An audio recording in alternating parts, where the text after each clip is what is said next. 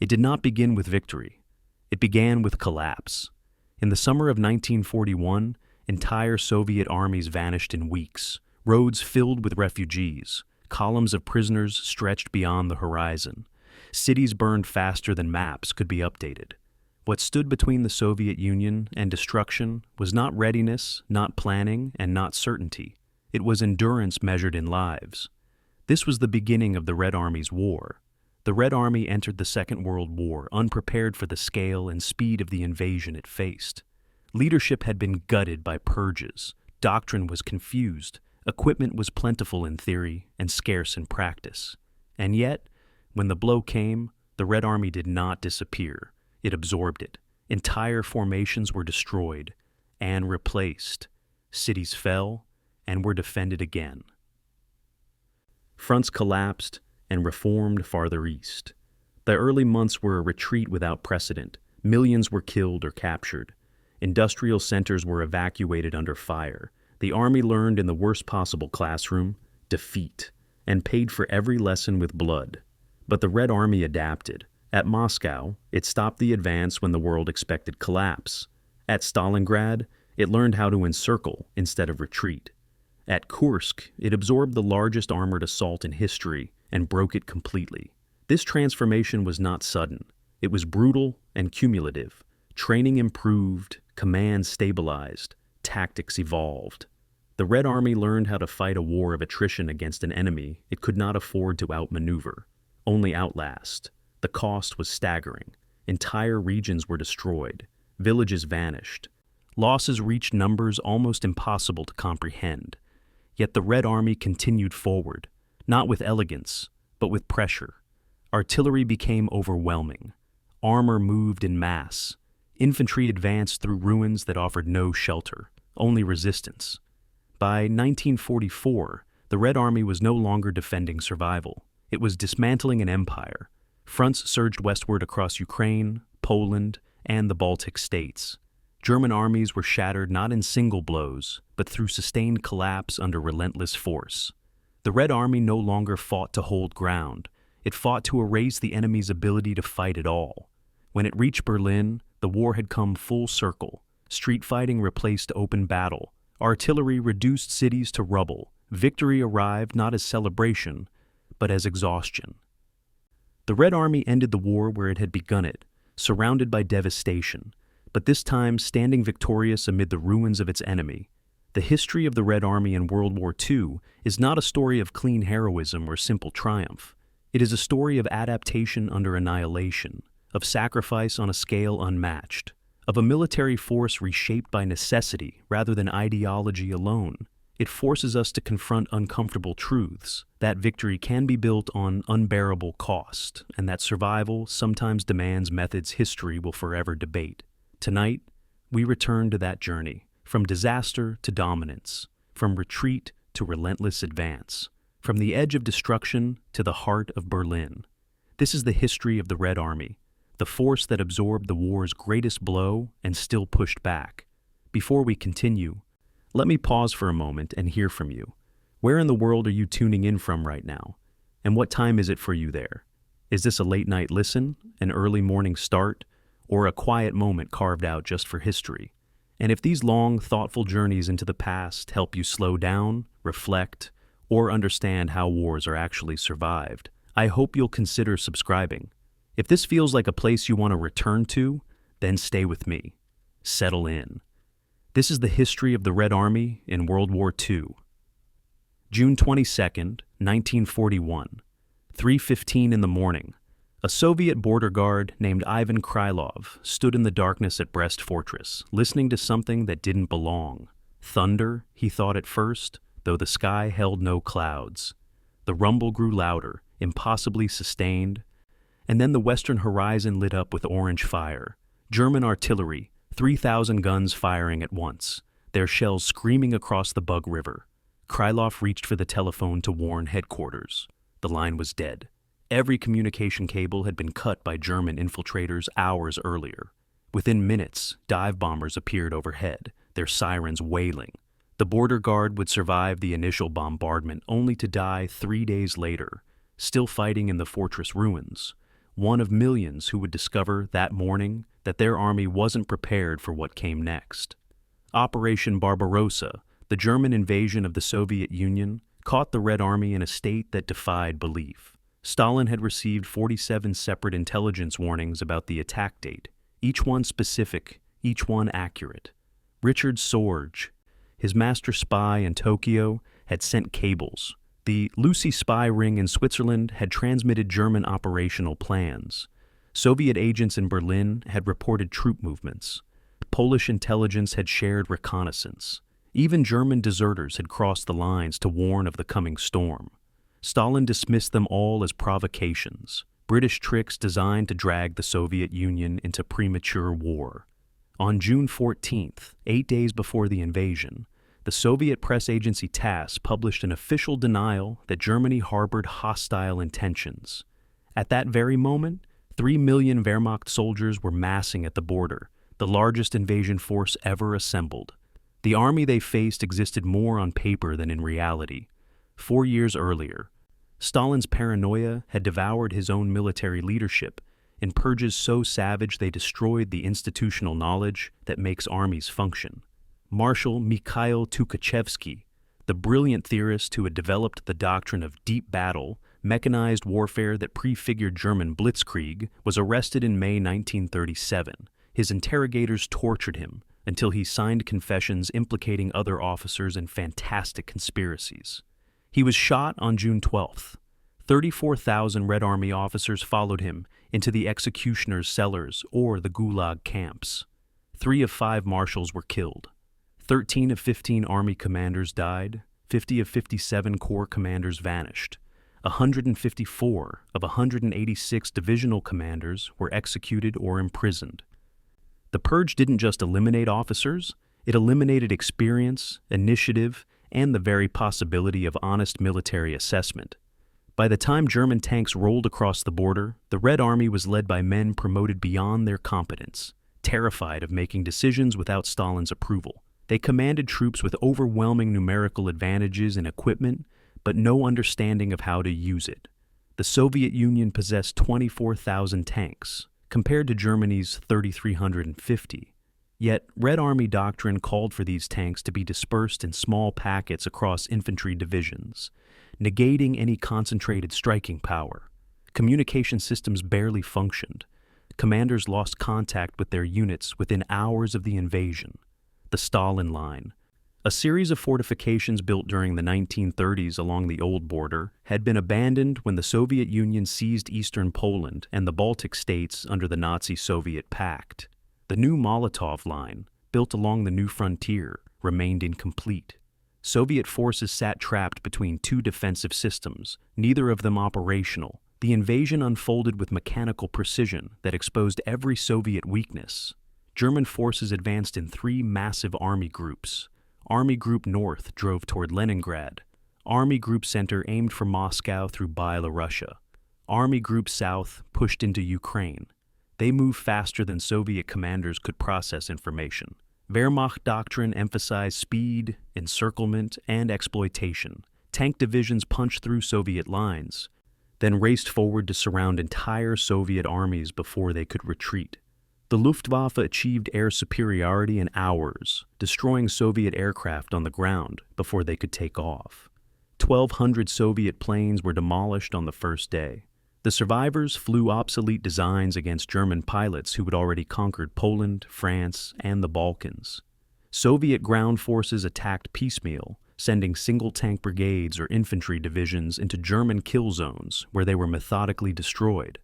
General Dmitry Pavlov commanded the Western Front, the central axis facing German Army Group Center. Within 12 hours of the invasion, he'd lost contact with most of his armies. Communication failures left him issuing orders to units that no longer existed or didn't receive his messages. He ordered counterattacks that sent men forward with no artillery support, no air cover, no reconnaissance. On June 28th, 6 days after the invasion began, Minsk fell to German forces. The capital of Byelorussia, a city of 300,000 people, was gone. With it went 300,000 Soviet soldiers, trapped in encirclement pockets, surrendering in numbers that shocked even the German commanders. Pavlov was recalled to Moscow, arrested, and shot. His execution was meant to terrify other commanders into holding at all costs. Instead, it ensured they'd continue sacrificing their armies rather than report the truth about the unfolding catastrophe. Stalin's response to the invasion revealed the depth of his miscalculation. For 48 hours after German forces crossed the border, the Soviet dictator essentially ceased to function. Eyewitnesses reported finding him at his dacha outside Moscow on June 23rd, unshaven, haggard, unable or unwilling to speak. He'd convinced himself that his pact with Hitler guaranteed peace, that the Germans wouldn't risk a two-front war before defeating Britain. Reality shattered that conviction. When he finally emerged from his crisis, Stalin's first impulse was to micromanage military operations he didn't understand. He insisted on immediate counterattacks regardless of circumstances. He forbade retreats even when retreat meant preserving forces for later battles. He treated every setback as evidence of treason or cowardice rather than the natural consequence of his own decisions.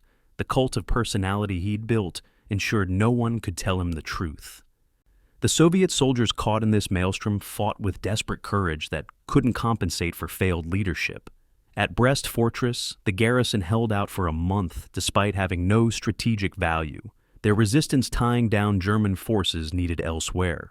Soviet tank crews discovered their T-34 and KV-1 tanks were superior to most German armor, their sloped armor deflecting shells that would have penetrated any Wehrmacht tank. Yet these advantages meant nothing when tanks ran out of fuel, ammunition, or spare parts within days of deployment. Soviet infantry divisions marched into battle with rifles dating from the First World War, sometimes without enough ammunition for sustained firefights. Officers led men they'd never trained with, using tactics they'd never practiced, against an enemy that had perfected coordinated arms warfare across 2 years of combat. By the end of 1941's summer, the scale of the disaster exceeded anything in military history. The Red Army of June had effectively ceased to exist. 4.4 million Soviet soldiers were killed, captured, or missing by December. Entire frontline armies had vanished into German encirclement pockets. The Wehrmacht had advanced 600 miles, capturing territory containing 40% of the Soviet population, half of Soviet industrial capacity, and most of its richest agricultural land. German Army Group Center stood within sight of Moscow's outlying defenses. Leningrad was surrounded, beginning a siege that would kill more than 1 million civilians.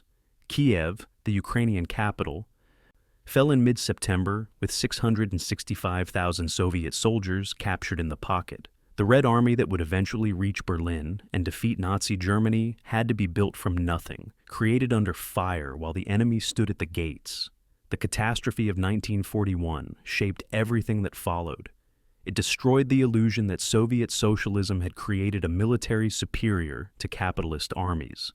It revealed Stalin as a leader whose paranoia had crippled his own forces. It demonstrated that numerical superiority meant nothing without competent leadership, functioning logistics, and realistic doctrine. But it also revealed something unexpected. The Soviet system, for all its brutality and inefficiency, possessed an almost unlimited capacity to absorb punishment and continue fighting. Soviet factories evacuated eastward even as German tanks approached. New armies formed in Siberia and Central Asia, millions of men and women mobilized for a war that would demand everything they had. The story of the Red Army in World War II isn't the story of an army that was ready. It's the story of an army that learned, adapted, and transformed itself while fighting the most powerful military machine the world had ever seen. That transformation began in the ashes of the summer of 1941, when everything that could go wrong had gone wrong, and survival itself seemed impossible. July 10th, 1941. General Andrei Yeremenko stood in his command post near Smolensk, staring at a map that no longer corresponded to reality. The colored pins representing Soviet divisions marked positions his units had abandoned hours or days ago. German forces had punched through multiple defensive lines, leaving Soviet armies scattered across Byelorussia like islands in a hostile sea. Radio intercepts brought fragmentary reports. A tank brigade destroyed, an infantry division surrounded, a supply depot captured intact. Yeremenko had been ordered to hold Smolensk, the gateway to Moscow, at any cost. He could see what Stalin refused to acknowledge. His front was collapsing not from cowardice, but from systematic destruction. Every counterattack he launched sent men into prepared German positions, where machine guns and artillery cut them apart.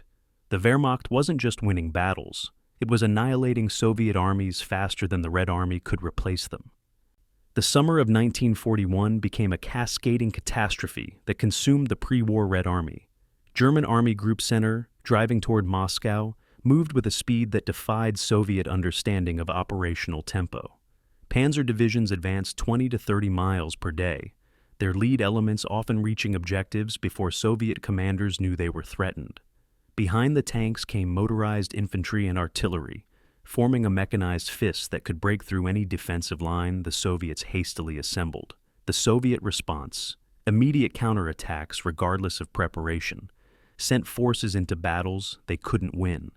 Tank brigades attacked without reconnaissance, running into German anti-tank guns that destroyed them at ranges where Soviet guns couldn't reply.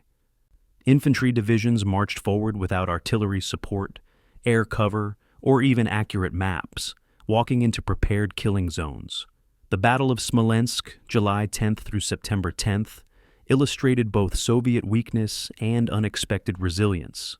German forces encircled Smolensk itself, trapping Soviet armies in a pocket that should have collapsed in days.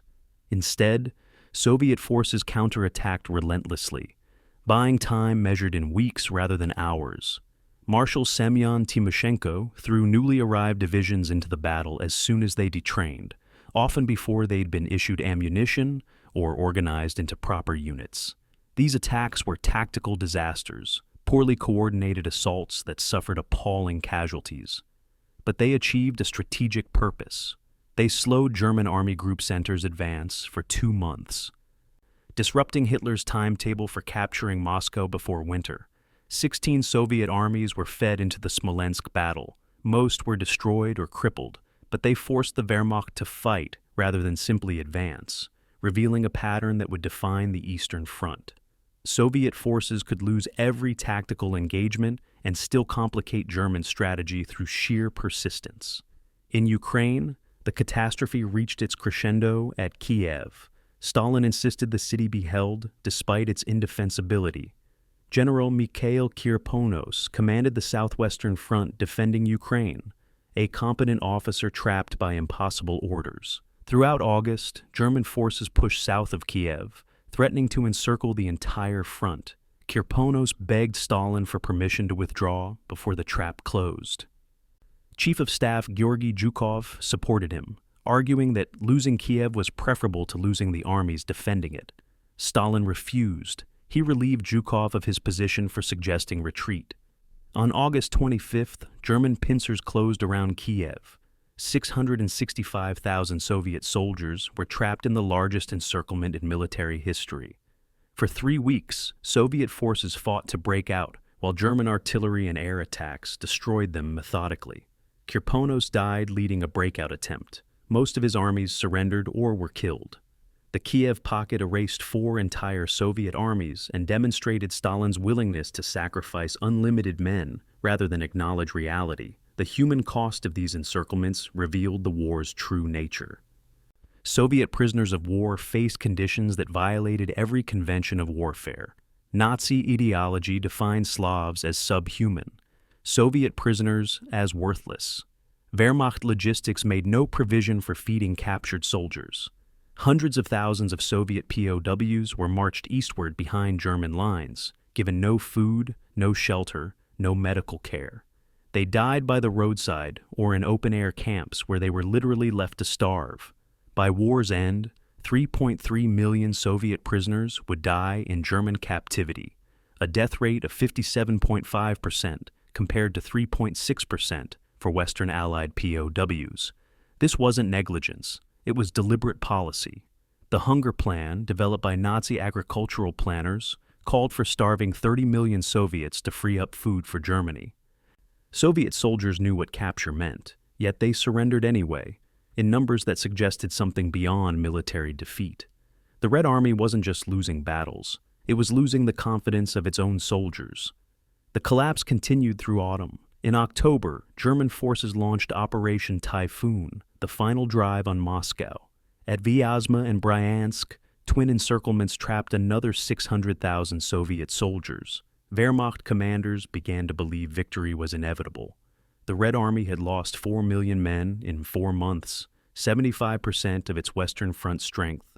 German tanks stood within sight of Moscow's outlying defenses. Soviet government ministries evacuated to Kuybyshev, a city 700 miles east. Foreign embassies prepared to flee.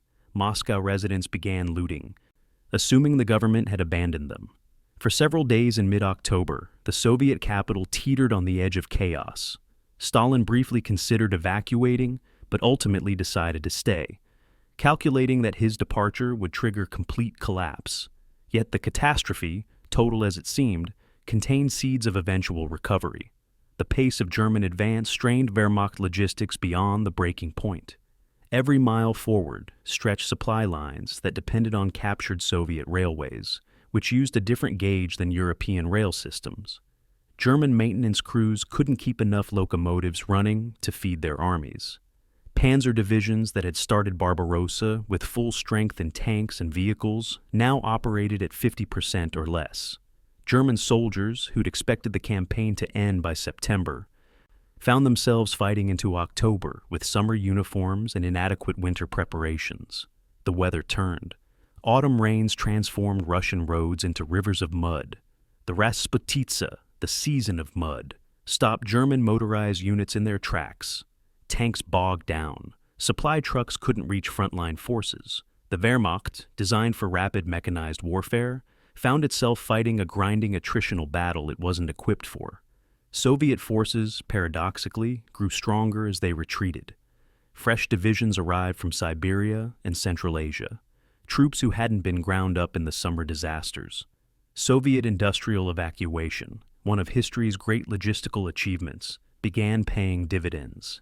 Factories relocated eastward started producing tanks, aircraft, and ammunition beyond German reach. The Stavka, the Soviet High Command, learned painful lessons about Wehrmacht tactics. Soviet commanders who survived the summer understood that immediate counterattacks were suicidal, that defensive positions needed depth, that tank brigades required combined arms support. This knowledge came at genocidal cost, but it came. The Red Army of late 1941 bore little resemblance to the force that had met Barbarossa in June. It was smaller, more experienced, and commanded by officers who understood their enemy. The most crucial factor was German exhaustion. By November, Wehrmacht divisions that had started the campaign with full strength operated at 60 to 70% manpower. German tank divisions counted their operational vehicles in double digits rather than hundreds. Casualties among junior officers and NCOs. The backbone of German tactical excellence had been severe. The Wehrmacht remained a formidable force, but it had shot its bolt. The assumption that the Soviet Union would collapse after several decisive battles had proven false.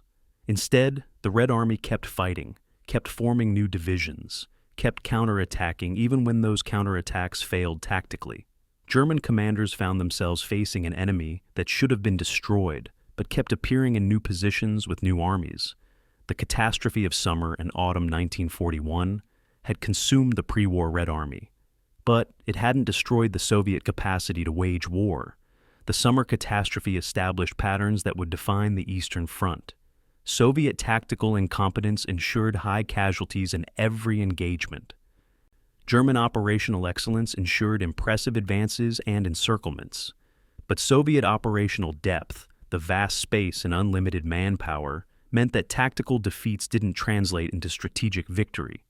By December 1941, the Red Army had suffered losses that would have destroyed any other nation's military. 4.4 million casualties, 20,000 tanks lost. Most of European Russia occupied. Yet the Soviet Union kept fighting. New armies formed, new equipment appeared.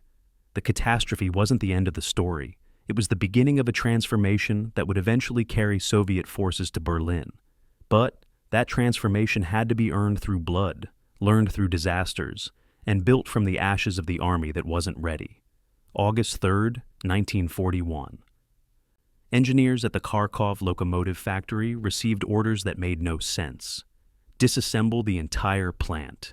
Every machine tool, every die press, every piece of equipment. Load it onto railway cars. Ship everything 1,500 miles east to the Urals. Do it in less than 3 weeks while German tanks approach the city. Plant director Pavel Golovko thought the order was insane. His factory employed 30,000 workers and occupied a square mile of buildings. The largest lathes weighed dozens of tons. Some equipment couldn't be moved without specialized transportation that didn't exist. Golovko called Moscow to confirm the orders. The Commissar of Heavy Industry told him to stop asking questions and start disassembling. If the factory couldn't be moved, it would be destroyed. The Germans would not get Soviet industrial capacity. Golovko hung up the phone and called his senior engineers. The impossible had to become possible. What followed over the next 3 months ranked among the greatest logistical achievements in history. The Kharkov factory came apart like a puzzle. Workers removed individual machines from their foundations, wrapped them in protective materials, loaded them onto flat cars. 10,000 railway cars carried 150,000 tons of equipment eastward. The factory's workforce evacuated alongside the machinery. Workers and their families crammed into passenger cars or riding atop freight cars. They traveled for weeks through the Volga region to Chelyabinsk in the Urals, arriving at an empty site where their factory was supposed to be rebuilt. No buildings existed, no power lines connected to the site.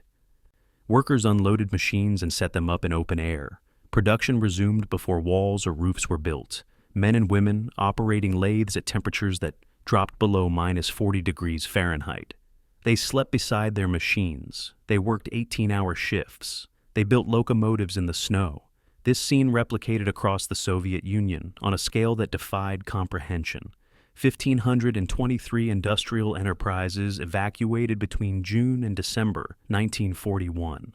1,360 major war plants, everything from tank factories to ball-bearing manufacturers, relocated eastward beyond German reach. The evacuation covered 3 phases. First came critical defense industries, moved in July and August as German forces approached major industrial centers.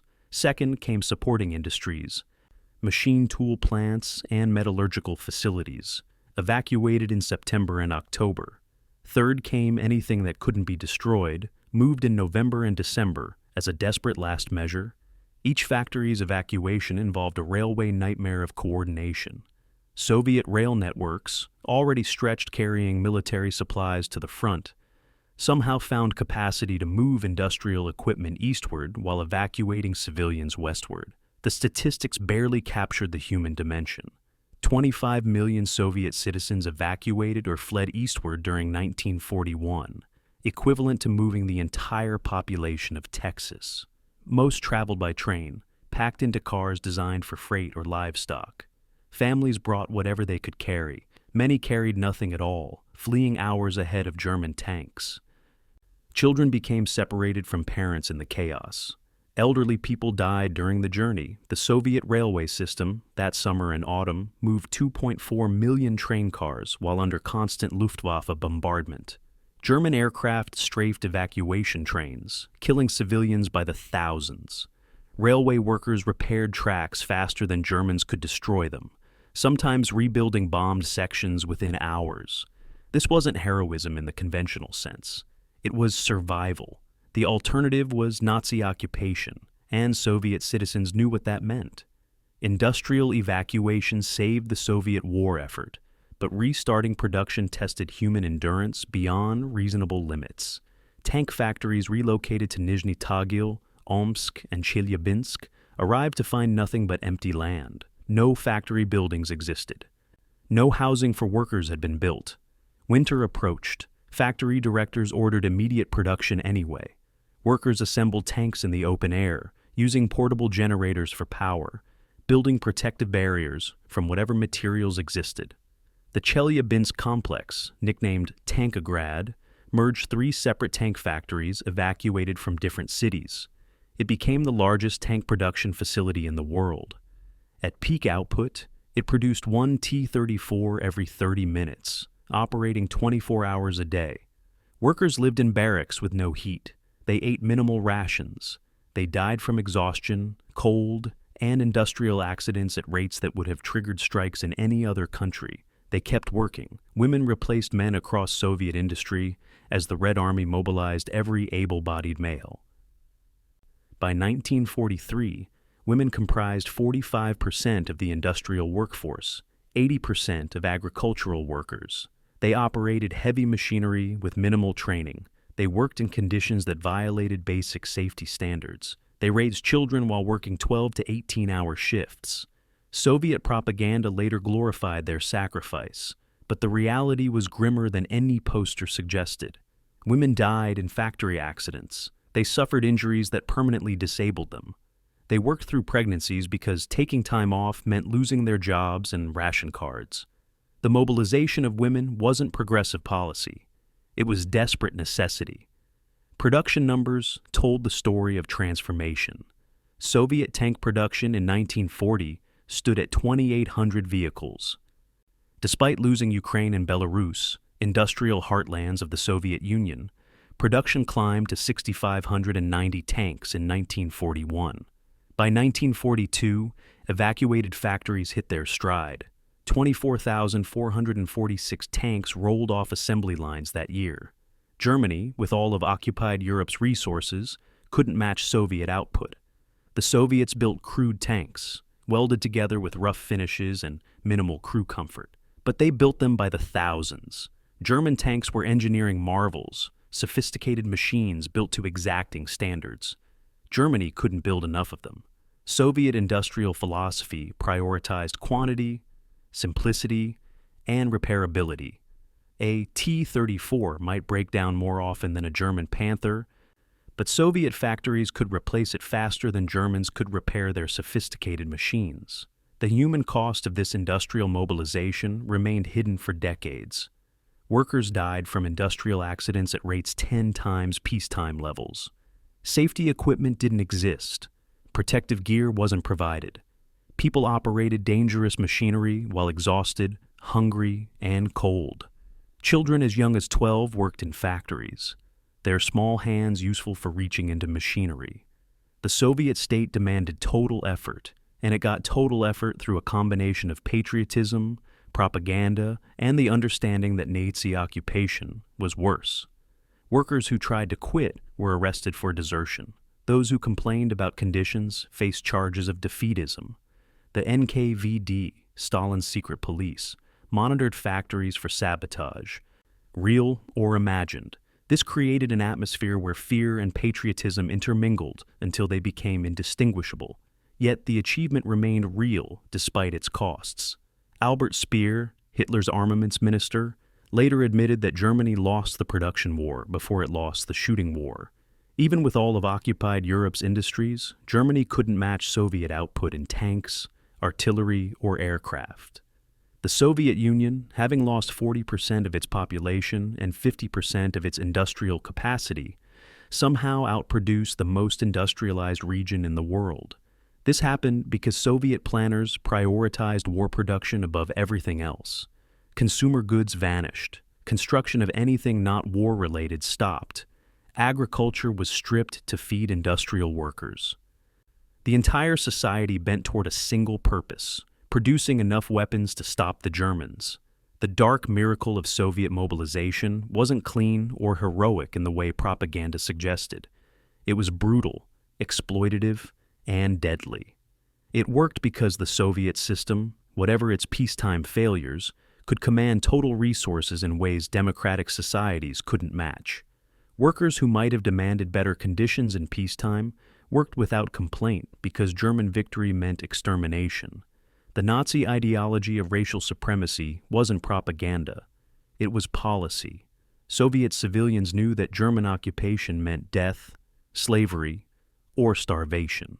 Given that choice, working 18-hour shifts in unheated factories seemed survivable. The catastrophe at the front demanded miracles in the rear. The Soviet Union performed those miracles through methods that history would judge harshly, but which nonetheless saved the nation from annihilation.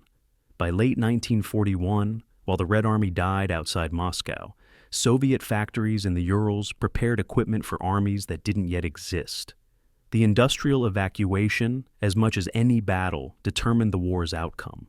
The Wehrmacht could win every engagement and still face endless Soviet production. That dark miracle, built on human sacrifice, changed the arithmetic of the war. August 15, 1942. A Soviet lieutenant named Alexei Gordov stood before his company, reading Order Number 227 aloud. His voice shook as he reached the critical passage. Panic mongers and cowards must be liquidated on the spot. Behind Gordov, NKVD troops stood with loaded weapons, ensuring he read every word.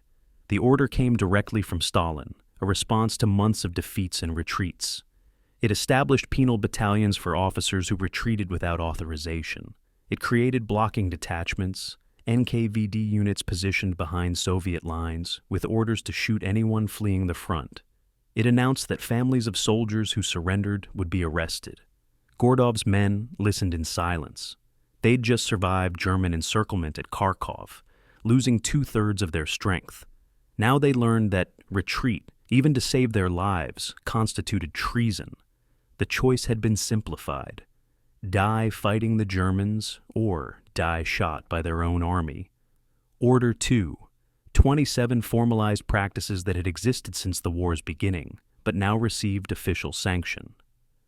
Soviet military law already prescribed execution for cowardice, desertion, or unauthorized retreat. What changed was the systematic application of terror as doctrine.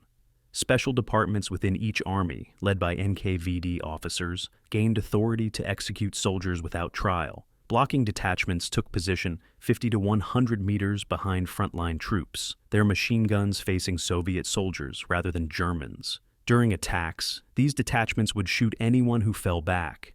After battles, they detained soldiers who'd retreated, determining whether retreat was authorized or constituted desertion. 25,878 Soviet soldiers were executed by blocking detachments during the war. Another 657,000 were detained, investigated, and either returned to their units, sent to penal battalions, or shot. Penal battalions became the Red Army's ultimate punishment and desperate weapon. Strafbats, as they were called, received the most dangerous assignments, clearing minefields by walking across them, leading assaults on fortified positions, attacking without artillery support or armored vehicles.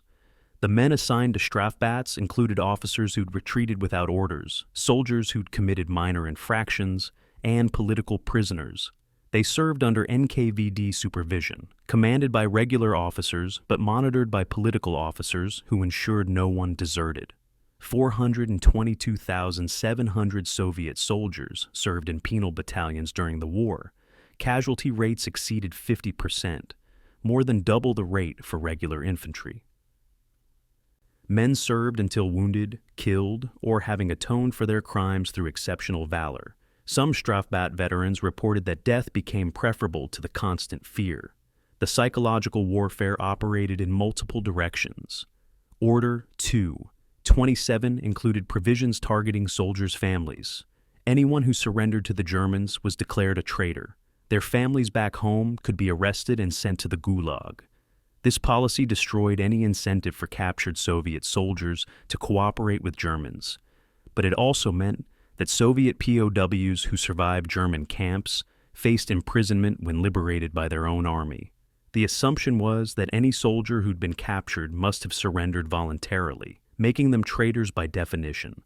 Between 1944 and 1946, as Soviet forces liberated POW camps, approximately 1.5 to 1.8 million Soviet POWs were sent directly from German camps to Soviet Gulag camps.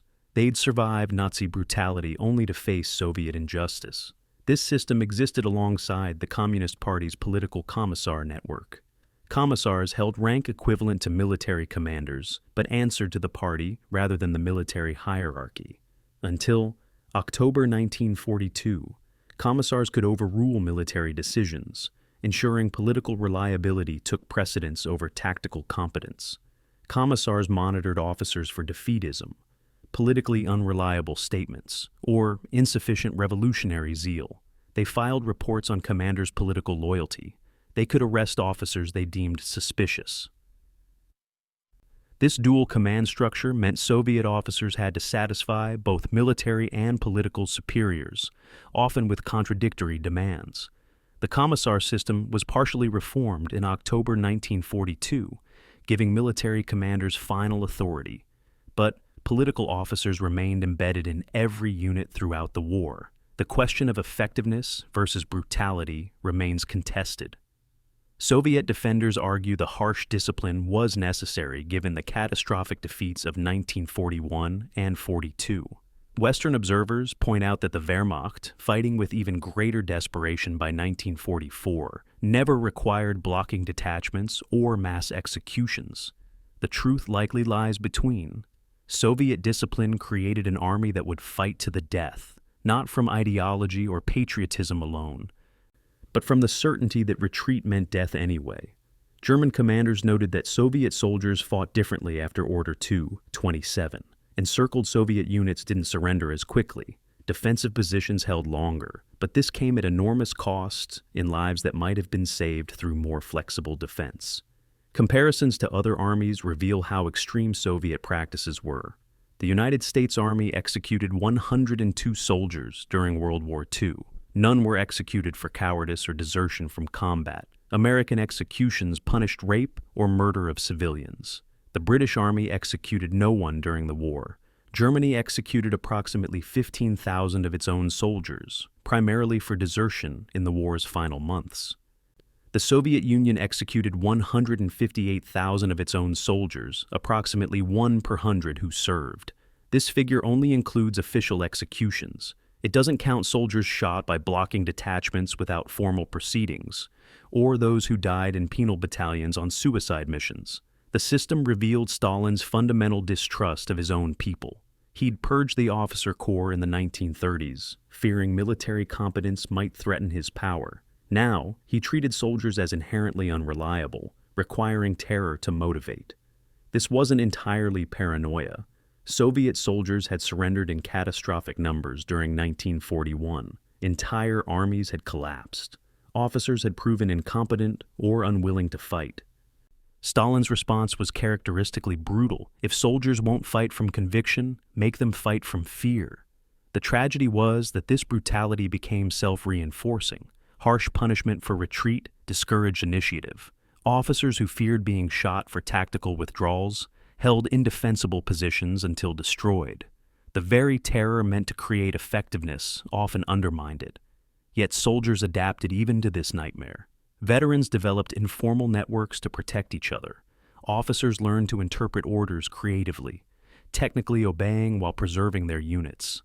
Soldiers discovered that blocking detachments could be fooled, avoided, or convinced that retreats were authorized. The Red Army never became the perfectly disciplined force Stalin imagined.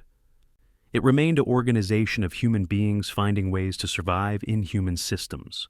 What the terror discipline did create was an army that wouldn't quit. German commanders, accustomed to enemies who surrendered when overmatched, found themselves facing an opponent who'd fight to the last man, not from heroism, but because all alternatives were worse. The dark discipline of the Red Army became one of the war's great moral complications. It helped stop the Wehrmacht's advance and eventually reverse the tide of battle. It did so through methods that violated human dignity and any concept of justice. Soldiers who fought bravely could be shot for momentary panic. Men who'd committed no crime died clearing minefields as punishment for officers' failures. Families were destroyed based on Stalin's paranoid assumptions. This system coexisted with genuine heroism, patriotism, and sacrifice. Soviet soldiers fought for their country, their families, and their survival. They also fought under a government that considered them expendable. Both things were true. The Red Army that reached Berlin in 1945 was an army that had been forged in blood and iron, tempered by losses that would have broken any other force, and driven forward by a combination of determination and terror that made it unstoppable. Understanding that achievement requires acknowledging its costs. November the 23rd, 1941. the Stavka conference room in Moscow filled with maps showing the disaster at Rostov. General Georgy Zhukov stood before Stalin and other Soviet commanders, analyzing why German forces repeatedly achieved breakthroughs that Soviet forces couldn't prevent or replicate. The Germans didn't have more tanks. Soviet T-34s were superior to most Wehrmacht armor. The Germans didn't have overwhelming numbers. Soviet divisions often matched or exceeded German strength. Yet, German attacks succeeded while Soviet counterattacks failed. Zhukov pointed to the difference: operational art. German forces concentrated overwhelming strength at decisive points, achieved breakthrough, then exploited rapidly with mechanized forces. Soviet forces spread strength evenly along the front, attacked everywhere simultaneously, and, when breakthrough occurred, lacked reserves to exploit it. Soviet doctrine, such as it existed after the purges, consisted of frontal assaults and immediate counterattacks. German doctrine emphasized maneuver, deception, and combined arms coordination. Zhukov asked the question Stalin didn't want to hear: could the Red Army learn from its enemy? The question struck at Soviet ideology's core. Communism claimed to produce superior military theory. Soviet military theorists of the 1920s and 30s had developed sophisticated concepts. Marshal Mikhail Tukhachevsky's deep battle doctrine envisioned mechanized warfare that would later be called operational art. It proposed using tanks and motorized infantry to penetrate enemy fronts, then exploit deep into the rear, disrupting command and logistics. This theory prefigured German blitzkrieg, but Tukhachevsky was shot in 1937. His doctrines were declared fascist deviations. Officers who had studied deep battle learned to hide their knowledge. By 1941, Soviet military thought had regressed to Great War concepts of mass and breakthrough. The Red Army entered World War II with obsolete doctrine commanded by officers afraid to innovate. The catastrophe of 1941 created permission to learn. Officers who survived the summer disasters had seen German operational art firsthand. They had watched panzer divisions punch through Soviet lines, bypass strong points, and encircle entire armies before Soviet commanders understood what was happening. They'd experienced German off-trags tactic, mission-type tactics, where junior officers executed commanders' intent rather than following rigid orders. Soviet doctrine required detailed orders for every action. German doctrine gave subordinates objectives and let them determine methods. This flexibility allowed Germans to exploit opportunities as they appeared. Soviet rigidity meant opportunities vanished while commanders waited for orders from above. Survivors recognized the difference between German effectiveness and Soviet failure. The challenge was admitting it. Slowly, painfully, Soviet military theory evolved. Staff officers at the Frunze Military Academy began studying captured German tactical manuals. Soviet commanders observed German methods during the grinding battles of 1942. At Stalingrad, Soviet forces learned deception. They massed forces in secret, attacked German flanks rather than main strength, and surrounded an entire German army. The victory came partly from German overextension, but also from Soviet operational planning that applied German principles. General Alexander Vasilevsky, chief of the General Staff, systematized these lessons. Soviet doctrine began incorporating combined arms coordination. Tank corps reorganized to include integral infantry, artillery, and engineers rather than pure tank formations. Artillery preparation, previously measured in minutes, extended to hours-long bombardments that matched German practice. The doctrinal revolution manifested in the two-echelon offensive, developed through 1943's battles. Previously, Soviet attacks used single massive waves. If the first wave broke through, no reserves existed to exploit. If it failed, the attack stalled. The new doctrine held back a second echelon, fresh forces that would pass through the first echelon after breakthrough, maintaining offensive momentum. This concept came directly from studying German methods. Wehrmacht attacks used assault divisions to break enemy lines, then reserve panzer divisions to exploit the gap. Soviet commanders adopted the same structure with modifications for their circumstances. They had more manpower and tanks than Germans, but less sophisticated logistics. Soviet second echelons were larger and moved slower than German exploitation forces, but the principle was identical. By 1943, Soviet staff colleges taught German tactical manuals as required reading. This represented an extraordinary admission. The Soviet system, based on ideological superiority, was learning from Nazi Germany. Officers studied how Wehrmacht armor, infantry, artillery, and air support coordinated. They analyzed German reconnaissance methods, communication systems, and decentralized command. Soviet generals who'd risen through political loyalty rather than competence found themselves obsolete. A new generation emerged. Officers who'd survived the catastrophe, learned hard lessons, and could apply them. Zhukov, Konev, Rokossovsky, Vatutin, and others became Soviet marshals not because of party connections, but because they could win battles. The transformation appeared most clearly in artillery doctrine. The Red Army had always possessed enormous artillery strength, but it was poorly used. Guns were dispersed along the front, firing brief preparatory barrages before attacks. German artillery concentrated at breakthrough points, firing hours-long bombardments that destroyed defenses before infantry advanced. Soviet commanders adopted this method. Before the Battle of Kursk in July 1943, Soviet forces assembled 2,400 guns per mile at critical sectors. The preparatory barrage lasted 2.5 hours, matching German practice. Soviet artillery became so effective that Germans nicknamed it the Red God of War. This wasn't Soviet invention. It was systematic adoption of enemy methods that worked. Deception became a Soviet specialty. The Russian word maskirovka, meaning camouflage and concealment, expanded to include operational deception on a strategic scale. Soviet planners learned to create false radio traffic, suggesting attacks in one sector while massing forces elsewhere. They built dummy tanks and artillery from wood, creating phantom armies that German reconnaissance would report. They moved real forces at night, camouflaging them during daylight. Before Operation Bagration in June 1944, Soviet deception convinced Germans the main attack would come in Ukraine. German reserves concentrated there, while Soviet forces massed in Byelorussia.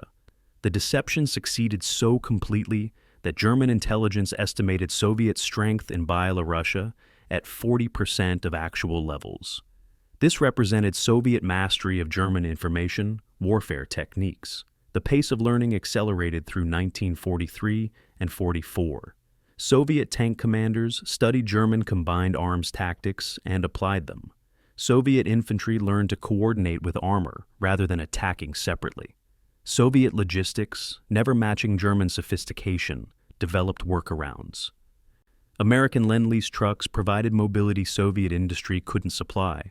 Soviet supply doctrine emphasized ammunition over comfort, keeping guns firing even when soldiers went hungry. The Red Army that launched Operation Bagration in June 1944 bore almost no resemblance to the force that met Barbarossa in June 1941. It had studied the enemy, adopted what worked, modified it for Soviet circumstances, and created an operational capability that could match or exceed Wehrmacht effectiveness. This learning came at genocidal cost. 4 million Soviet soldiers died learning lessons that better-trained forces might have known before the war began. The purges destroyed institutional military knowledge that had to be rebuilt from scratch. Stalin's interference prevented flexible defense that might have preserved forces. Yet, the learning happened. The Red Army proved capable of institutional adaptation under the worst possible circumstances. By 1944, German commanders who dismissed Soviet forces as incompetent faced an enemy that could predict their moves, counter their tactics, and exploit their weaknesses. The student had become the teacher's equal, and eventually, the teacher's superior. Soviet operational art in the war's final year, particularly the massive offensives of 1944, demonstrated a military that had learned not just to survive, but to dominate. That transformation, from catastrophic defeat to operational mastery, remains one of history's most remarkable examples of organizational learning under existential pressure. October 2, 1941. German officers of Army Group Center stood outside Vyazma, calculating days until Moscow's fall. Lieutenant Konrad Yarausch wrote in his diary that the war was essentially won. Wehrmacht intelligence estimated fewer than 90 Soviet divisions remained between German forces and Moscow, most of them poorly equipped and demoralized. Operation Typhoon, the final drive on the Soviet capital, had opened brilliantly.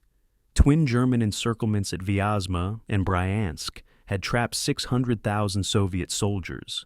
The road to Moscow stood open.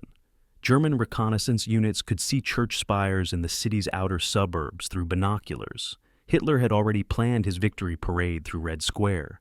Demolition units prepared explosives to destroy the Kremlin after capture. The mood in German ranks was confident, almost festive.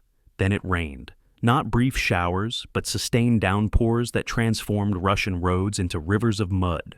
Panzer divisions that had advanced 20 miles per day ground to a halt. The Rasputitsa, Russia's autumn mud season, had begun. Moscow's citizens didn't know the mud was buying them time. They saw only catastrophe. October 15th and 16th brought panic that nearly broke the city. Soviet government offices evacuated eastward to Kuibyshev. Foreign embassies prepared to flee. Residents who saw convoys of trucks carrying government documents out of the city assumed Stalin had abandoned them. Looting began. Banks were ransacked. Stores were emptied. Citizens broke into abandoned apartments. The NKVD struggled to maintain order, shooting looters on sight. Smoke hung over the city as functionaries burned documents too sensitive to transport. Factory workers sabotaged equipment rather than leave it for Germans. For 48 hours, Moscow teetered on the edge of chaos. The Soviet capital seemed ready to collapse from within before Germans arrived. Stalin's decision to stay changed everything. On October 19th, he declared a state of siege. He appeared in public, showing himself to the population. On November 7th, the anniversary of the Bolshevik Revolution, he reviewed a military parade in Red Square while German forces stood 20 miles away. Newly formed divisions marched through Red Square and straight to the front lines. Stalin's speech that day acknowledged the danger but predicted victory. His presence stabilized the city. If Stalin believed Moscow could be held, perhaps it could. The population's mood shifted from panic to grim determination. Factory workers who'd considered fleeing returned to their posts. Militia units formed from civilians. Women and children dug anti-tank ditches around the city, creating defensive lines that would force German armor to slow and bunch up. Moscow transformed from a city on the verge of surrender to a fortress preparing for siege. The Soviet counteroffensive that saved Moscow came from two sources the Germans hadn't fully accounted for. First, Soviet intelligence from Richard Sorge in Tokyo confirmed that Japan wouldn't attack the Soviet Far East. This freed 58 divisions, 400,000 men, to transfer westward. These Siberian divisions were fresh, well-equipped, and trained for winter warfare. They arrived in November as German forces approached exhaustion. Second, the weather turned catastrophic for the Wehrmacht. October's mud gave way to November's frost, then December's Arctic cold. Temperatures dropped to minus 40 degrees Fahrenheit. German vehicles couldn't start without lighting fires beneath them to warm the engines. Weapons froze. Lubricants congealed. Soldiers suffered from frostbite that put 100,000 men out of action before a shot was fired. The Wehrmacht had expected the campaign to end by autumn. Winter uniforms and equipment were stuck in Germany or Poland, awaiting transportation that couldn't move through supply bottlenecks. December 5th, 1941. Soviet forces launched coordinated counterattacks along the entire Moscow front. Zhukov commanded three fronts totaling 1 million men, 7,600 artillery pieces, and 772 tanks. The attack came as a strategic surprise. German intelligence hadn't detected the Soviet buildup. Wehrmacht commanders thought the Red Army was finished, incapable of offensive operations. Instead, fresh Siberian divisions crashed into overextended German positions. Soviet ski troops, wearing white camouflage, appeared like ghosts from winter forests. They attacked German supply lines, isolated forward units, and created chaos in German rear areas. For the first time since Barbarossa began, the Wehrmacht was retreating. The German response revealed both Wehrmacht discipline and Hitler's fatal rigidity. Local commanders wanted to retreat to defensible winter positions, sacrificing territory to preserve forces. Hitler forbade it. His December 8th order demanded that every position be held at all costs.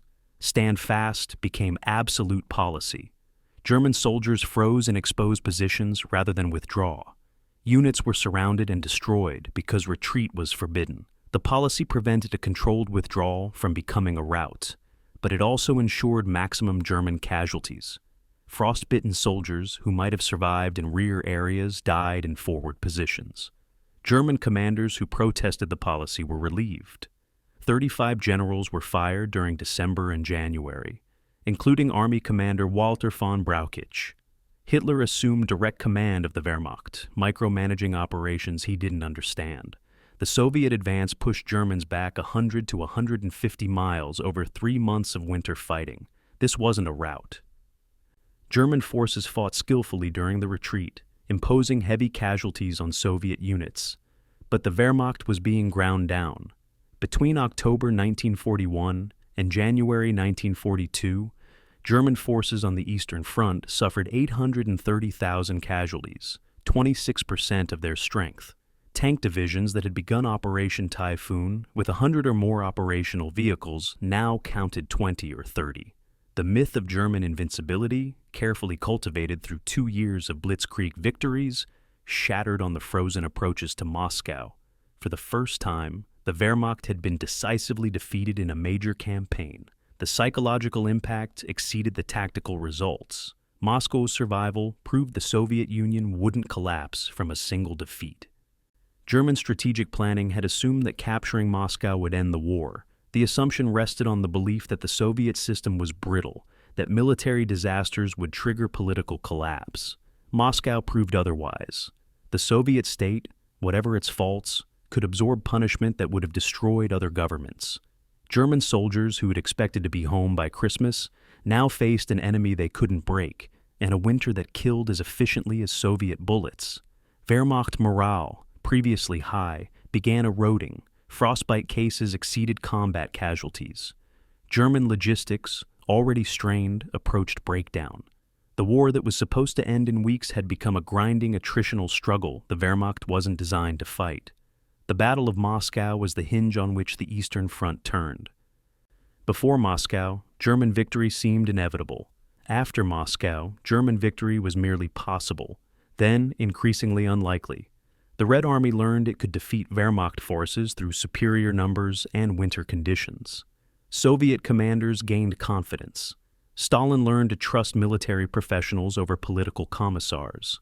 The population saw that resistance wasn't futile, but Moscow's victory came at a price that foreshadowed the war's nature. Soviet casualties exceeded German losses by wide margins. Soviet tactical methods remained crude. Soviet logistics remained inadequate.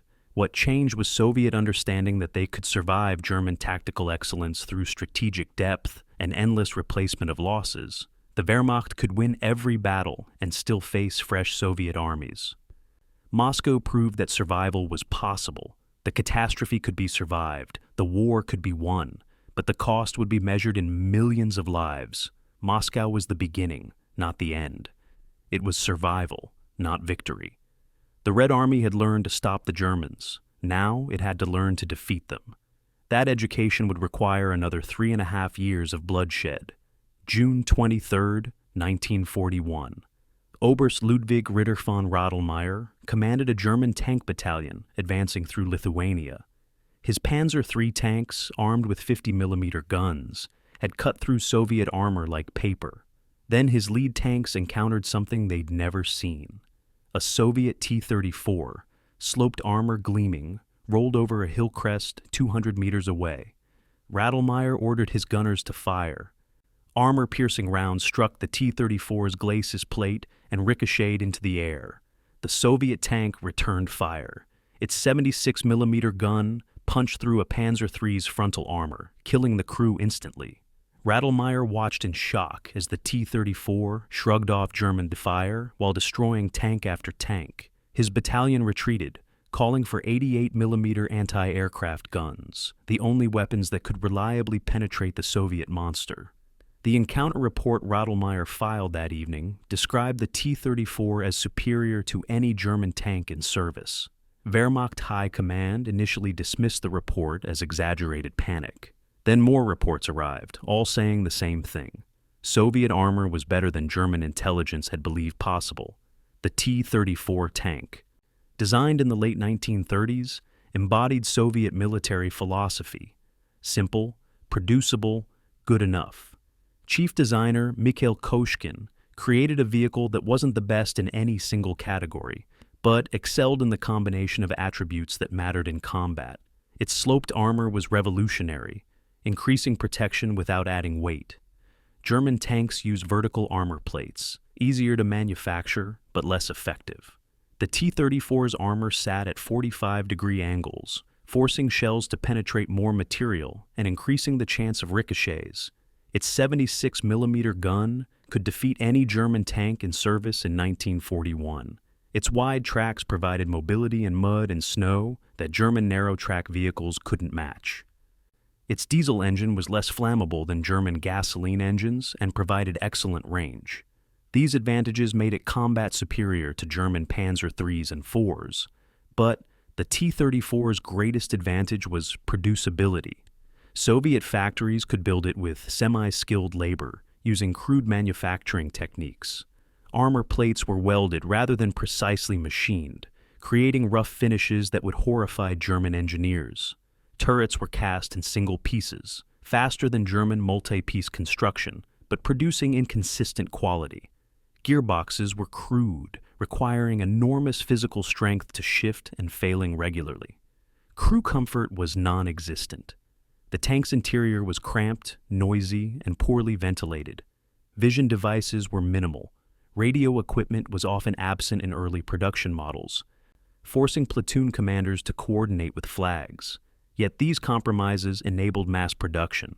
Soviet factories built T-34s faster than German factories could build any comparable vehicle. The production numbers told the strategic story. The Soviet Union built 35,467 T-34s during the war. Germany built 1,347 Tigers, 6,000 Panthers, and tens of thousands of Panzer IVs. Each German design was technically superior in certain aspects. The Tiger's 88mm gun could destroy any Soviet tank at ranges where Soviet guns couldn't reply. The Panther combined thick-sloped armor with excellent mobility and firepower, but German tanks were engineering marvels that required skilled workers, precision manufacturing, and components that took months to produce. A Tiger took twice as long to build as a T-34 and required 3 times the man-hours.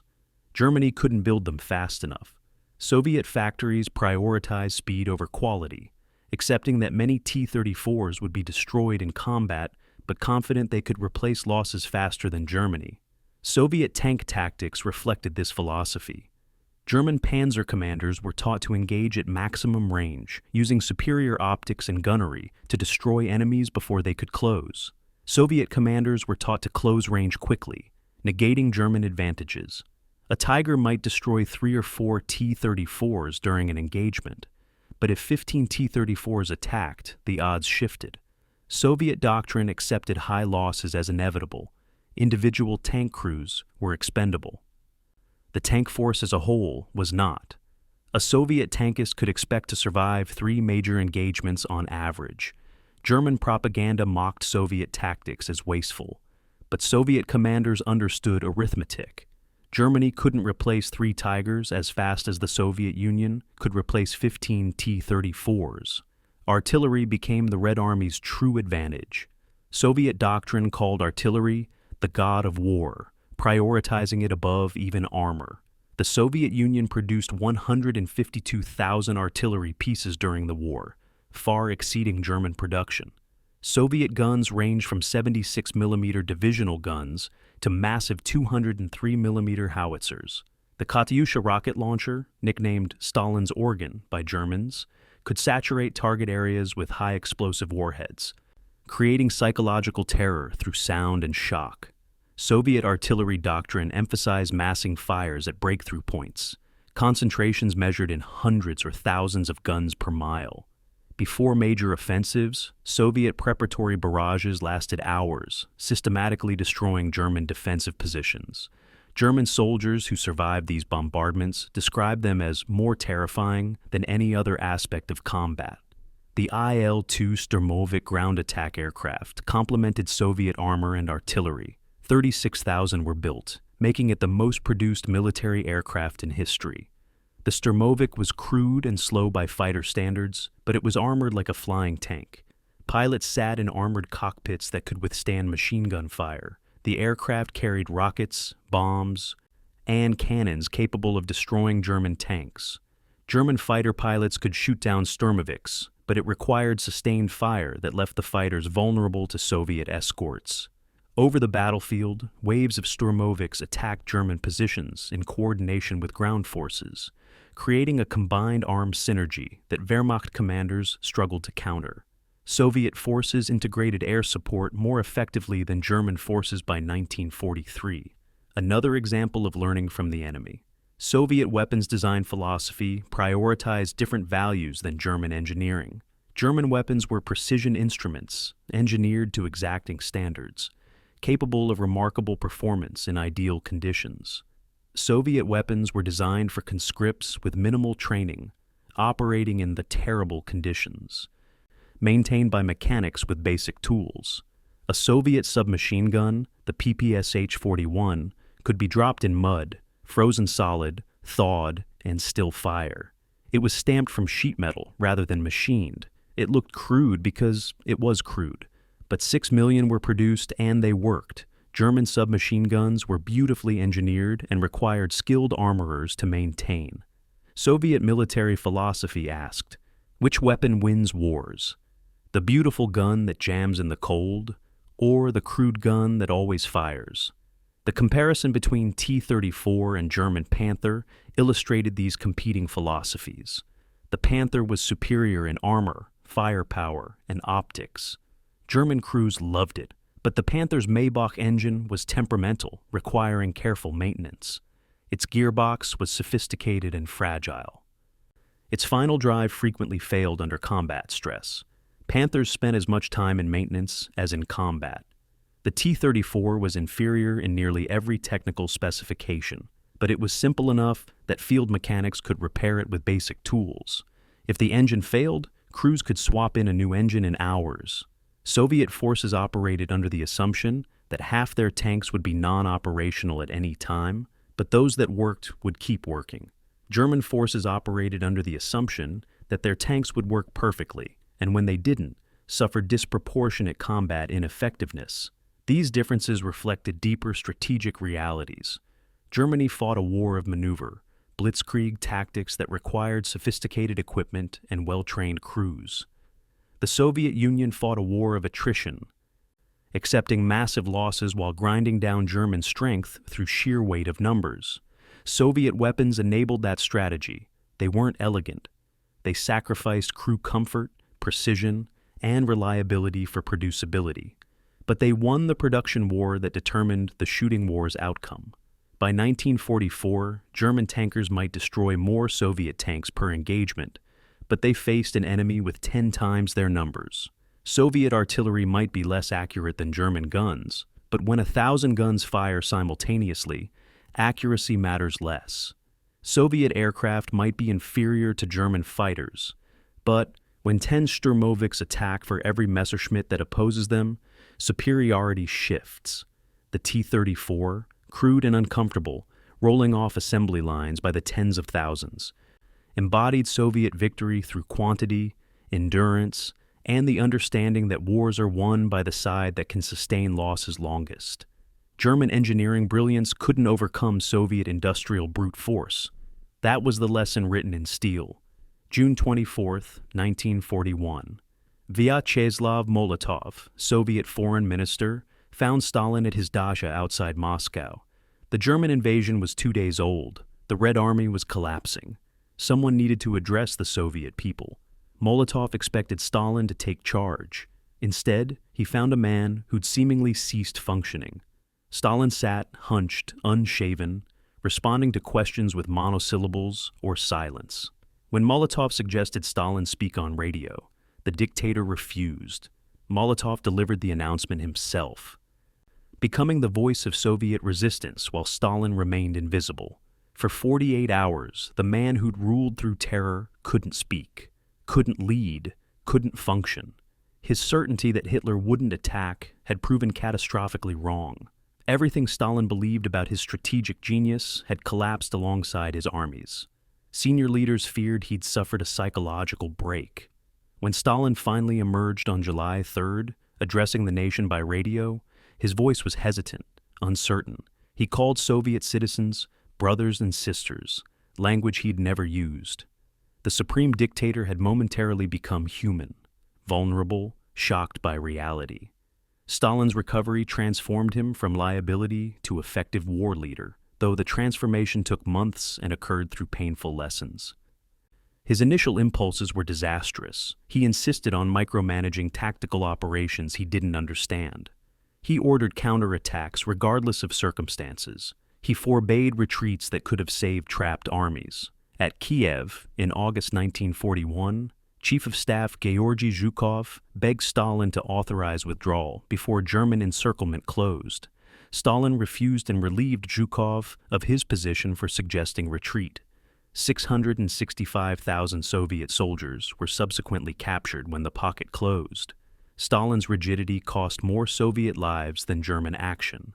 Throughout 1941 and early 1942, Stalin's interference ensured disasters became catastrophes. He treated military advice as cowardice and professional judgment as defeatism. The crucial shift came in August 1942 at Stalingrad. Stalin and Zhukov, whom he'd recalled to service, confronted each other over strategy. Zhukov argued for allowing tactical withdrawals while preparing counteroffensives against German flanks. Stalin wanted every meter of ground held at all costs. The argument grew heated. Zhukov threatened to resign. Stalin, surprisingly, backed down. For the first time, he accepted professional military advice that contradicted his instincts. The decision proved pivotal. Soviet forces held Stalingrad while simultaneously planning Operation Uranus, the counteroffensive that would encircle German forces. Stalin still interfered, still made unreasonable demands, but he'd learned to listen to professionals. This represented extraordinary personal growth for a dictator who'd never before accepted contradiction. The Stavka, the Soviet High Command, evolved from chaos to effective organization under Stalin's leadership. Initially, it operated as a committee where everyone argued and Stalin made arbitrary decisions. By 1943, it functioned as a proper military headquarters. Stalin learned to set strategic objectives and let commanders determine methods. He developed a system of sending senior officers as representatives of Stavka to coordinate multiple fronts during major operations. Zhukov, or Alexander Vasilevsky, would arrive with Stalin's authority, ensuring cooperation between front commanders who might otherwise compete or fail to coordinate. This system balanced Stalin's need for control with commanders' need for flexibility. It wasn't elegant, but it worked better than the chaos of even 1941. Stalin's political acumen served Soviet strategic interests in ways pure military competence couldn't match. At Tehran in November 1943, he outmaneuvered Churchill and Roosevelt, securing commitments on post-war European boundaries while the war still raged. He played the Western Allies against each other, exploiting British-American tensions. He secured Lend-Lease aid by emphasizing Soviet sacrifices, making Western leaders feel obligated to provide support. He simultaneously maintained Soviet secrecy, refusing to share intelligence or operational plans, making cooperation a one-way street. At Yalta in February 1945, with Soviet forces closing on Berlin, Stalin negotiated from strength, securing Soviet control over Eastern Europe in exchange for vague promises about democracy. These diplomatic victories complemented military advances, ensuring that Soviet battlefield successes translated into geopolitical gains. The Commissar system, which Stalin had imposed to ensure political reliability, was gradually reformed as military necessity demanded. Until October 1942, political commissars could overrule military commanders. This dual command structure contributed to catastrophic defeats. After Stalingrad, Stalin abolished dual command, giving military commanders final authority while keeping commissars as political advisors. It was a significant concession, acknowledging that military expertise mattered more than political orthodoxy. Stalin also began rehabilitating officers he had previously disgraced. Konstantin Rokossovsky had been arrested during the purges, tortured, and imprisoned. Stalin released him in 1940, and by 1944, Rokossovsky commanded a front. Such pragmatism was uncharacteristic. Stalin was learning that terror couldn't win wars, competence could. Yet Stalin's evolution had limits. He remained capable of strategic blunders driven by ego or ideology. In January 1945, as Soviet forces approached Berlin, military advisors urged caution. German resistance was stiffening. Soviet supply lines were overextended. Stalin demanded the offensive continue, wanting Berlin captured before May 1st for propaganda value. The decision cost 81,000 Soviet lives in 16 days of urban combat. Stalin's need for political victory overrode military sense. Similarly, his insistence on capturing Prague, Vienna, and other politically significant cities forced Soviet armies to fight battles that made little strategic sense. Stalin had learned to listen to military professionals, but political calculations always superseded purely military logic. The question of Stalin's responsibility for Soviet victory remains contested. Soviet propaganda credited him with genius leadership. Russian historiography today often portrays him as the architect of victory. Western analyses typically argue that the Soviet Union won despite Stalin's interference, not because of it. The truth is more complex. Stalin made catastrophic mistakes that cost millions of lives. His purges destroyed the officer corps. His refusal to prepare for war left the Red Army vulnerable. His tactical interference in 1941 and 42 caused unnecessary disasters, yet he also demonstrated capacity for growth, rare among dictators. He learned from failures. He promoted competent officers even when they contradicted him. He prioritized military production over all else. He maintained Soviet resistance when collapse seemed inevitable. He secured Western aid while preparing to dominate post-war Europe. At war's end, Stalin delivered a revealing toast. At a victory banquet in the Kremlin, he raised his glass to the Russian people, saying they had forgiven the government's mistakes. It was the closest Stalin ever came to acknowledging his failures. The statement revealed his understanding that Soviet victory came from the people's suffering rather than his brilliance. Yet he'd also guided that suffering toward victory. He'd maintained the totalitarian system that enabled total mobilization. He'd made hard choices about resource allocation, prioritizing tanks over food. He'd kept the alliance with the West functioning despite mutual suspicion. He'd transformed himself from the dictator who'd purged his army to the leader who'd rebuilt it. Whether that transformation redeemed his earlier crimes remains history's most uncomfortable question. Stalin helped win the war. Stalin also made the war far more costly through his own mistakes. Both things are true, and reconciling them requires acknowledging that history's moral accounting isn't simple. The generalissimo, who accepted German surrender in May 1945, bore little resemblance to the broken man of June 1941. He'd grown into the role circumstances demanded, though growth came at millions of lives cost. Stalin's war leadership was simultaneously brilliant and catastrophic, pragmatic and ideological, effective and brutal. Understanding Soviet victory requires understanding Stalin's evolution from liability to asset, while never forgetting that the evolution came too late for the millions who died, learning what he should have known before the war began. The Red Army reached Berlin despite Stalin's mistakes and because of his belated competence. History offers no clearer example of leadership's double-edged nature than Joseph Stalin's war. April 12, 1943. Colonel Pyotr Ivanov sat in an NKVD safe house in Switzerland, reading documents that shouldn't exist. His contact from the Lucy spy ring had just handed him the German operational plan for Operation Citadel, the summer offensive against the Kursk salient. The document detailed everything: attack dates, unit deployments, objectives, even the expected routes of advance. Ivanov had been a military intelligence officer for 15 years, and he'd never seen anything like this. German operational plans, delivered weeks before the attack, accurate down to divisional assignments. He radioed Moscow immediately. The response came back within hours. Stalin wanted confirmation from other sources. Over the next month, confirmation arrived from everywhere. Soviet agents in Berlin reported Wehrmacht preparations. Partisans observed German divisions moving toward Kursk. Signal intelligence intercepted German communications. Even a German deserter crossed the lines with attack details. By early July, Soviet commanders knew more about German plans than many German officers. The question was no longer what the Germans would do, but whether the Red Army could stop them. The Kursk salient bulged westward into German lines, a 100-mile-wide bulge that invited encirclement. German strategy was simple. Army Group South would attack from the south, Army Group Center from the north, meeting east of Kursk to trap Soviet forces in a massive pocket. It was classic blitzkrieg, the method that had worked throughout the war. But this time, the Soviets knew it was coming. Marshal Georgy Zhukov proposed an unprecedented defensive strategy.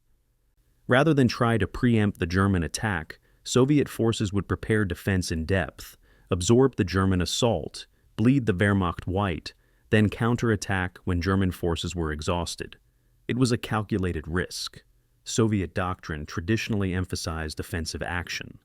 Deliberately choosing to receive the enemy's blow violated every Soviet military instinct. But intelligence indicated the Germans were concentrating their newest and best equipment at Kursk: Tiger and Panther tanks, Ferdinand tank destroyers, hundreds of aircraft.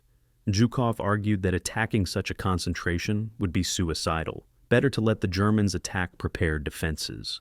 Soviet preparations for Kursk revealed how much the Red Army had learned since 1941. 8 defensive lines, stretching back 180 kilometers, were constructed across the salient.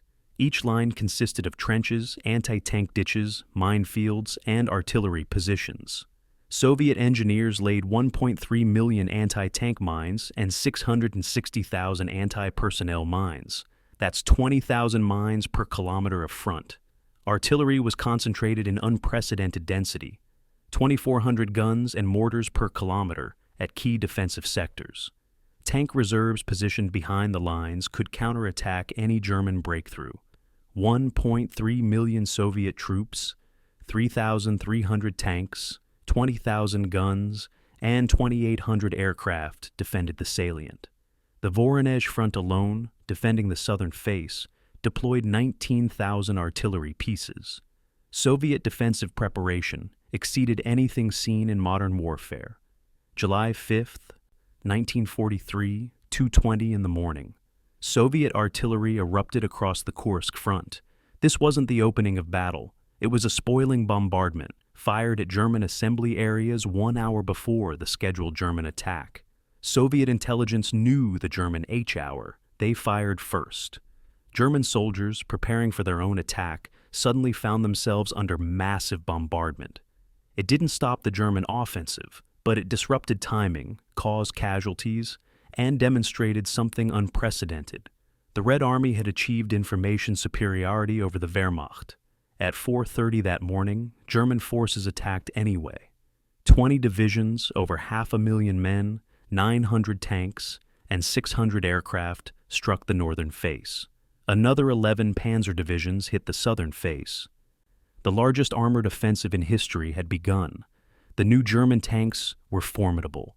The Tiger, armed with an 88mm gun, could destroy Soviet tanks at ranges exceeding 2,000 meters. The Panther combined thick-sloped armor with excellent mobility. The Ferdinand tank destroyer mounted a massive gun on a heavily armored chassis. German commanders expected these technological marvels to shatter Soviet defenses as previous panzers had done. Instead, they discovered that Soviet defensive doctrine had evolved. Anti-tank guns were positioned in multiple lines, creating killing zones where German armor had to advance under fire from multiple directions. Soviet defenders let Tigers and Panthers penetrate the first defensive line, then hit them from the flanks with shorter-range guns. Soviet mines disabled German vehicles, creating obstacles that forced following tanks to slow and bunch up. German infantry, which should have advanced with armor, got separated in the chaotic battlefield, leaving tanks vulnerable. The Germans advanced, but slowly, at terrible cost. July 12, 1943. Prokhorovka. The climactic tank battle occurred when German 4th Panzer Army attempted a breakthrough south of Kursk. Soviet 5th Guards Tank Army counterattacked, sending 800 tanks against 600 German panzers in the largest armor engagement of the war. What followed was chaos. Tanks fought at ranges measured in meters rather than kilometers. Soviet commanders deliberately closed range, negating German gunnery advantages. T-34s rammed German tanks. Crews fought with sidearms after their vehicles were disabled. The battle lasted all day, creating a landscape of burning metal visible for miles. Soviet losses were severe, approximately 300 tanks destroyed. But German losses, though smaller numerically, were irreplaceable. Germany couldn't replace 100 destroyed Panthers. The Soviet Union could replace 300 T-34s within weeks. Prokhorovka wasn't a Soviet tactical victory. It was a strategic success because it stopped German momentum. By July 13th, the German offensive had stalled. In the north, German 9th Army had advanced 12 miles in 8 days, far short of objectives. In the south, 4th Panzer Army's advance had been stopped at Prokhorovka. German casualties exceeded 100,000 men. 400 tanks were destroyed or disabled. The Luftwaffe lost hundreds of aircraft. On July 13th, Hitler called off Operation Citadel. For the first time, a German summer offensive had failed to achieve breakthrough. More significantly, the Wehrmacht had lost the strategic initiative. While German forces battered themselves against Soviet defenses at Kursk, Soviet forces prepared counteroffensives against German flanks. Operation Kutuzov struck German positions west of Kursk on July 12th. Operation Polkovitz-Rumyantsev hit German forces south of Kursk on August 3rd. The battles Soviet commanders called defensive were actually the prelude to massive Soviet offensives. The Soviet counteroffensives revealed the Red Army's transformed capabilities. Rather than simply pushing Germans back, Soviet forces executed operational maneuver that replicated German methods. Tank corps exploited gaps in German lines, racing deep into rear areas. Soviet infantry bypassed German strongpoints, leaving them isolated. Combined arms coordination improved dramatically. Artillery preparation preceding attacks now matched German standards. Soviet close air support functioned effectively, though not as smoothly as German-Soviet cooperation. Kharkov, the fourth largest Soviet city, fell to Soviet forces on August 23rd. By September, Soviet forces had pushed Germans back to the Dnieper River, liberating eastern Ukraine. The Red Army advanced 200 miles in 6 weeks, operations tempo, matching or exceeding German advances in 1941. The Battle of Kursk marked the permanent shift of strategic initiative. After Kursk, Germany never launched another major offensive on the Eastern Front.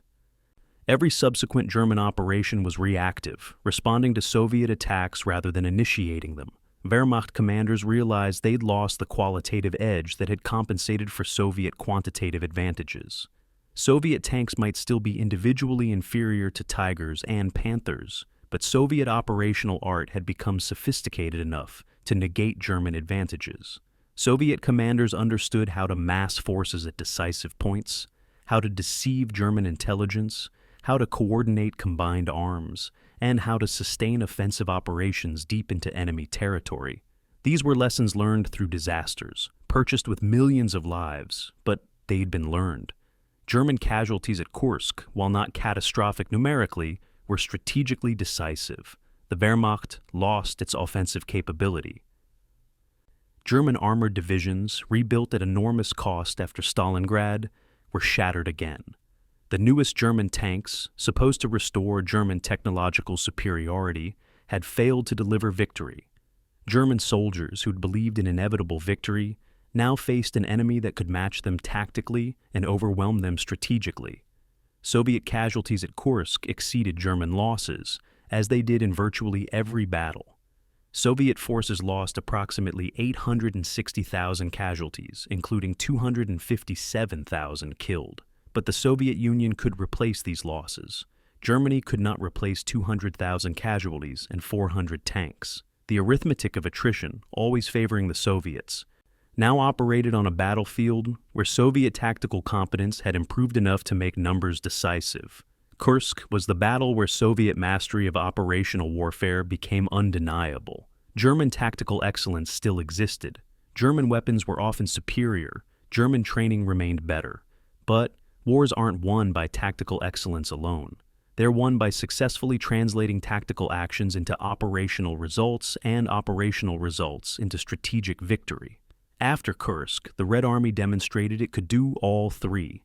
Soviet forces could defend in depth, absorb enemy attacks, then transition to offensive operations that achieved strategic objectives. This was sophisticated military art, matching the Wehrmacht's greatest achievements. The Panzer myth, the belief that German armor was invincible, died at Kursk. It died because the Red Army had learned to fight mechanized warfare, as well as the Wehrmacht, while possessing material advantages Germany couldn't overcome. The road to Berlin, barely visible after Moscow, clearly defined after Stalingrad, became a highway after Kursk. The question was no longer if the Red Army would reach Berlin, but when and at what cost. The answer would be written across 2 more years of brutal warfare. September 24th, 1941. The British freighter SS Empire Starlight approached Arkhangelsk, its holds filled with Hurricane fighters, ammunition, and medical supplies. Captain James Morrison watched the northern horizon for German reconnaissance aircraft. The voyage from Iceland had taken 9 days. Steaming through waters patrolled by U-boats and within range of Luftwaffe bombers based in Norway. 2 ships from his convoy had been sunk. Morrison had no illusions about Soviet gratitude. Britain and the Soviet Union had been enemies weeks ago, cooperating in carving up Poland. Now they were allies by necessity, united only by their common enemy. When Empire Starlight docked, Soviet officials inspected the cargo with suspicion bordering on hostility. The Hurricanes, obsolete by British standards, were desperately needed by Soviet air forces flying even more obsolete aircraft. Yet, Soviet officers acted as if Britain was doing them no favor. No thanks were offered. The unloading proceeded in silence. Morrison sailed 3 days later, carrying no cargo, the return journey as dangerous as the arrival. He'd risked his life and crew to deliver supplies to an ally that barely acknowledged his existence. Lend-Lease, the American program of military aid to Allied nations, became the third pillar supporting Soviet resistance alongside Red Army blood and Soviet industrial production. President Franklin Roosevelt extended Lend-Lease to the Soviet Union in November 1941, despite fierce domestic opposition. Many Americans despise Soviet communism as much as they oppose Nazi fascism. Congress questioned whether the Soviet Union would survive long enough to matter. Roosevelt argued that keeping the Soviet Union fighting served American interests by ensuring Germany remained engaged on the Eastern Front. He was right. Soviet resistance meant the Wehrmacht couldn't concentrate forces against Britain, or later, against American forces. The aid program would eventually total $11.3 billion in 1940s currency, approximately $180 billion in modern dollars. It represented 27% of total Lend-Lease aid, the remainder going primarily to Britain. The aid came through 3 routes, each dangerous.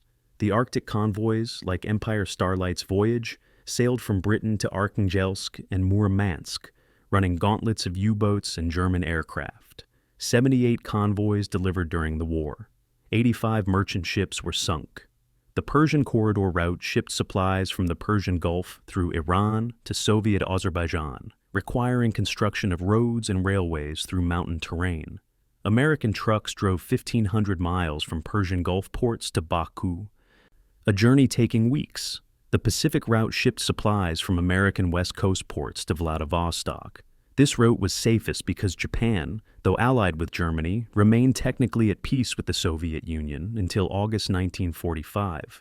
Soviet ships flying Soviet flags could transit Japanese-controlled waters. Over half of Lend-Lease aid came via Vladivostok, then traveled thousands of miles by Trans-Siberian Railway to reach European Russia. What the Soviet Union received reveals what Soviet industry couldn't produce adequately. 427,000 trucks arrived under Lend-Lease, particularly Studebakers that became the backbone of Soviet logistics. Soviet truck production totaled 205,000 vehicles during the entire war. By 1944, two-thirds of Red Army vehicles were foreign-made. This mattered enormously. Modern mechanized warfare requires logistics, the ability to move supplies forward as fast as combat units advance. German logistics relied on horses. The Wehrmacht used more horses in World War II than in World War I. Soviet logistics, supplemented by American trucks, achieved mechanization Germany never managed. The deep operations of 1944 and 45, Soviet forces advancing hundreds of miles in weeks, were enabled by American trucks carrying fuel, ammunition, and food. Communications equipment represented another critical gap. The Soviet Union received 380,000 field telephones and 35,000 radio sets. Soviet radio production remained inadequate throughout the war. Soviet tanks often lacked radios, forcing commanders to coordinate with signal flags. American radios allowed Soviet commanders to control multiple divisions, coordinate combined arms, and respond to changing battlefield conditions. Strategic bombing capacity came almost entirely from Lend-Lease. The Soviet Union received 4,700 bombers, particularly B-25s, enabling Soviet long-range bombing operations that would otherwise have been impossible. Soviet aviation fuel came largely from Lend-Lease, especially high-octane fuel required for high-performance aircraft. Soviet refineries couldn't produce aviation fuel in required quantities or quality. Food aid prevented famine in Soviet rear areas. 4.5 million tons of food arrived, including concentrates that provided 12% of Soviet food consumption during 1941 to 45. American Spam became so ubiquitous in Soviet diet that veterans remembered it decades later, usually without fondness. But it kept workers in evacuated factories fed, when Soviet agriculture, having lost its richest lands to German occupation, couldn't feed both soldiers and workers.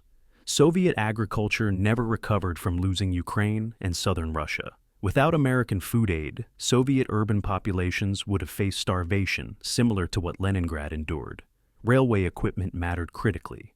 1,900 locomotives and 11,000 rail cars supplemented Soviet railways that were being systematically destroyed during retreats and then rebuilt during advances. Soviet responses to Lend-Lease revealed the alliance's awkwardness. Stalin publicly minimized aid's importance, claiming Soviet production alone enabled victory. This was partly ideological necessity. Soviet propaganda emphasized socialist superiority.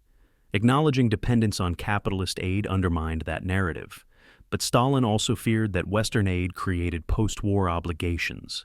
He wanted no suggestion that the West had saved the Soviet Union, because such suggestions might justify Western influence in post-war arrangements. At Tehran and Yalta, Stalin negotiated as if Soviet victory had been entirely self-generated. In private, he acknowledged reality differently. At a Kremlin dinner in 1945, Stalin offered a toast, saying the war couldn't have been won without American production. But he insisted the statement remain secret. Soviet historiography through 1991 minimized Lend-Lease, claiming it represented only 4% of Soviet wartime production. This figure was technically accurate, but deliberately misleading. It measured aid against total production, rather than against production in categories where aid was provided.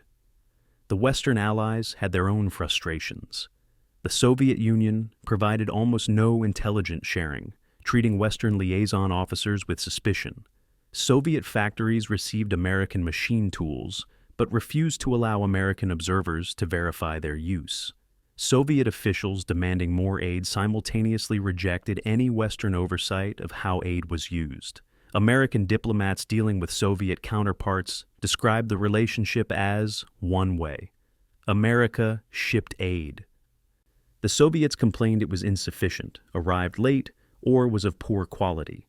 No gratitude was expressed. No reciprocal assistance was offered. The alliance existed because Germany threatened all three powers. Once Germany was defeated, the tensions keeping the alliance together would vanish.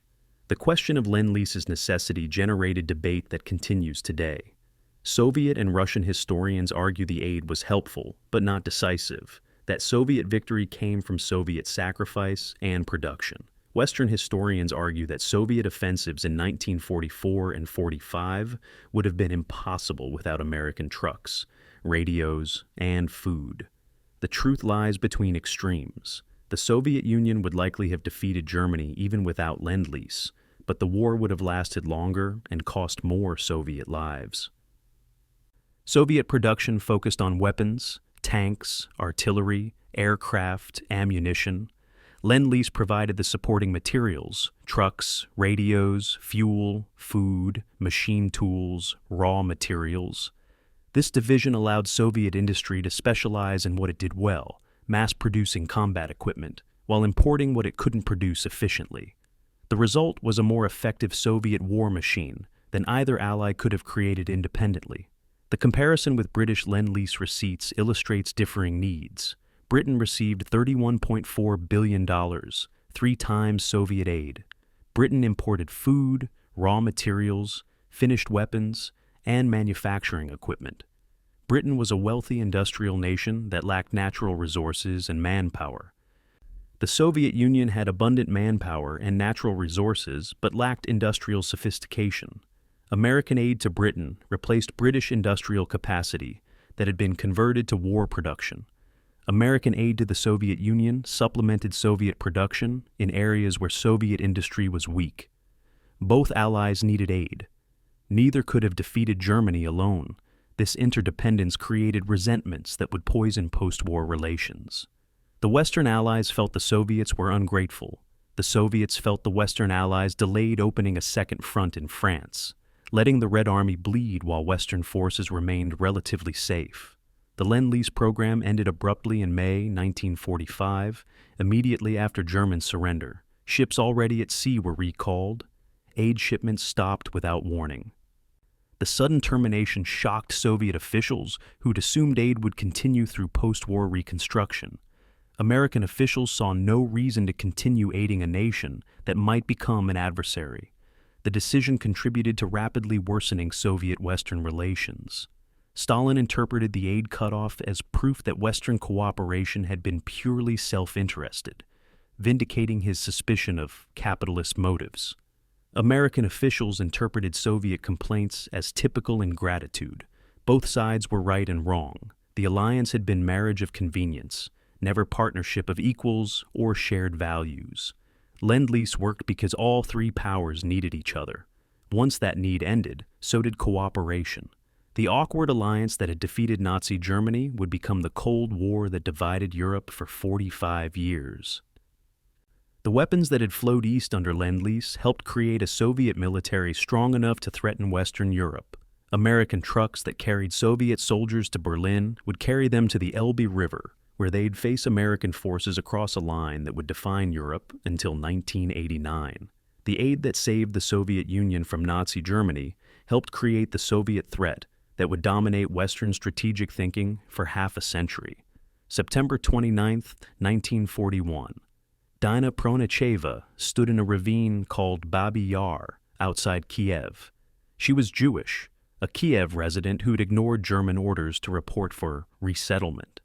Now she stood with 33,000 Jews being machine-gunned by Einsatzgruppen, mobile killing units, and Wehrmacht support troops. Bodies fell into the ravine. Living people stood on corpses, waiting their turn. When Pronocheva's turn came, she threw herself forward before the shots, falling into the ravine uninjured. She lay buried under bodies for hours. After dark, she crawled out from the corpses and escaped. She was one of fewer than 30 survivors. The massacre continued for 2 days. 33,771 Jews were murdered, making Babi Yar one of the largest single massacres of the Holocaust.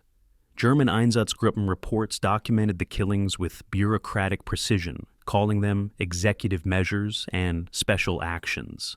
Wehrmacht units provided logistical support, cordoned off the ravine, and in some cases participated directly in shootings. The massacre established patterns for German occupation: systematic extermination, Wehrmacht, complicity.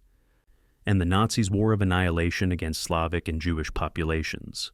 Nazi ideology defined the Eastern Front as an existential racial war. Hitler's speeches and planning documents made clear that Barbarossa aimed not just to conquer territory, but to eliminate populations. General Plan Ost, the master plan for Eastern territories, called for killing or deporting 30 million Slavs to create living space for German settlers. Jews would be exterminated entirely. Surviving Slavs would be enslaved. Soviet cities would be destroyed. This wasn't rhetoric, it was policy. Wehrmacht soldiers received explicit orders, suspending normal rules of war. The Commissar order commanded immediate execution of any captured political officers. The Barbarossa decree exempted German soldiers from prosecution for crimes against Soviet civilians. Guidelines for troop behavior in Eastern territories authorized ruthless action against any resistance. The German army in the East fought under rules that made war crimes not just permissible, but encouraged. The occupation's reality exceeded even Nazi planning's brutality. In Leningrad, German and Finnish forces encircled the city in September 1941, beginning a siege that lasted 872 days. German policy deliberately targeted civilians. Artillery and air attacks hit residential areas, water supplies, and food stores. German commanders rejected Soviet offers to evacuate civilians, preferring starvation as a weapon. 1.5 million Leningrad residents died, mostly from hunger and cold. Ration levels dropped to 400 calories daily. People ate sawdust, leather, and wallpaper paste. Corpses lay in streets for days before collection. Cannibalism occurred, documented in NKVD reports and survivors' testimonies. The Leningrad siege wasn't collateral damage. It was intentional genocide through starvation, planned by Wehrmacht officers who documented their actions in operational orders.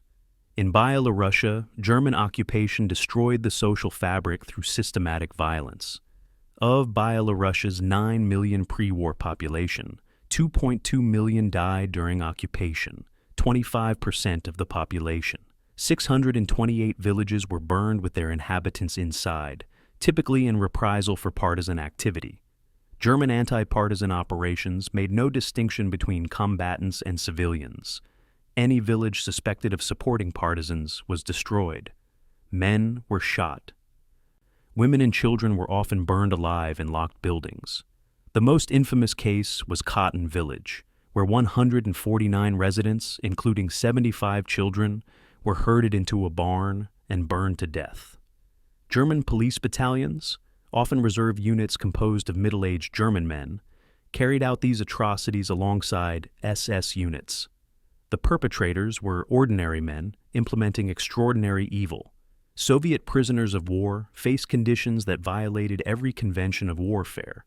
Of 5.7 million Soviet soldiers captured during the war, 3.3 million died in German custody, a death rate of 57.5%.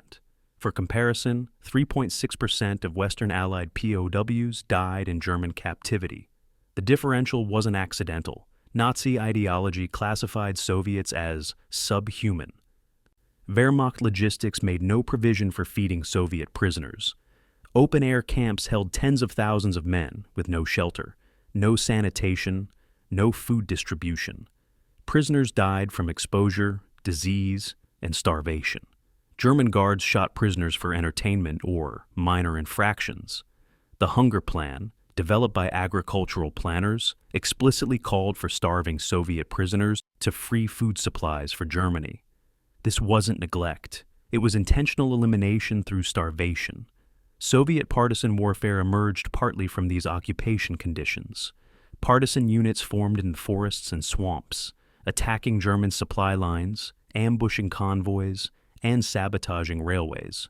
By 1944, 280,000 active partisans operated behind German lines. They killed approximately 350,000 German soldiers and destroyed 30,000 German rail transports, 10% of Eastern Front logistics. German anti-partisan operations in response killed indiscriminately, targeting entire villages suspected of supporting resistance. This created a cycle where occupation brutality drove people to join partisans, who whose actions provoked German reprisals that drove more people to resistance. Barbarossa and Ukraine became bloodlands where millions died in a war that deliberately targeted civilians. The Soviet scorched earth policy added to civilian suffering.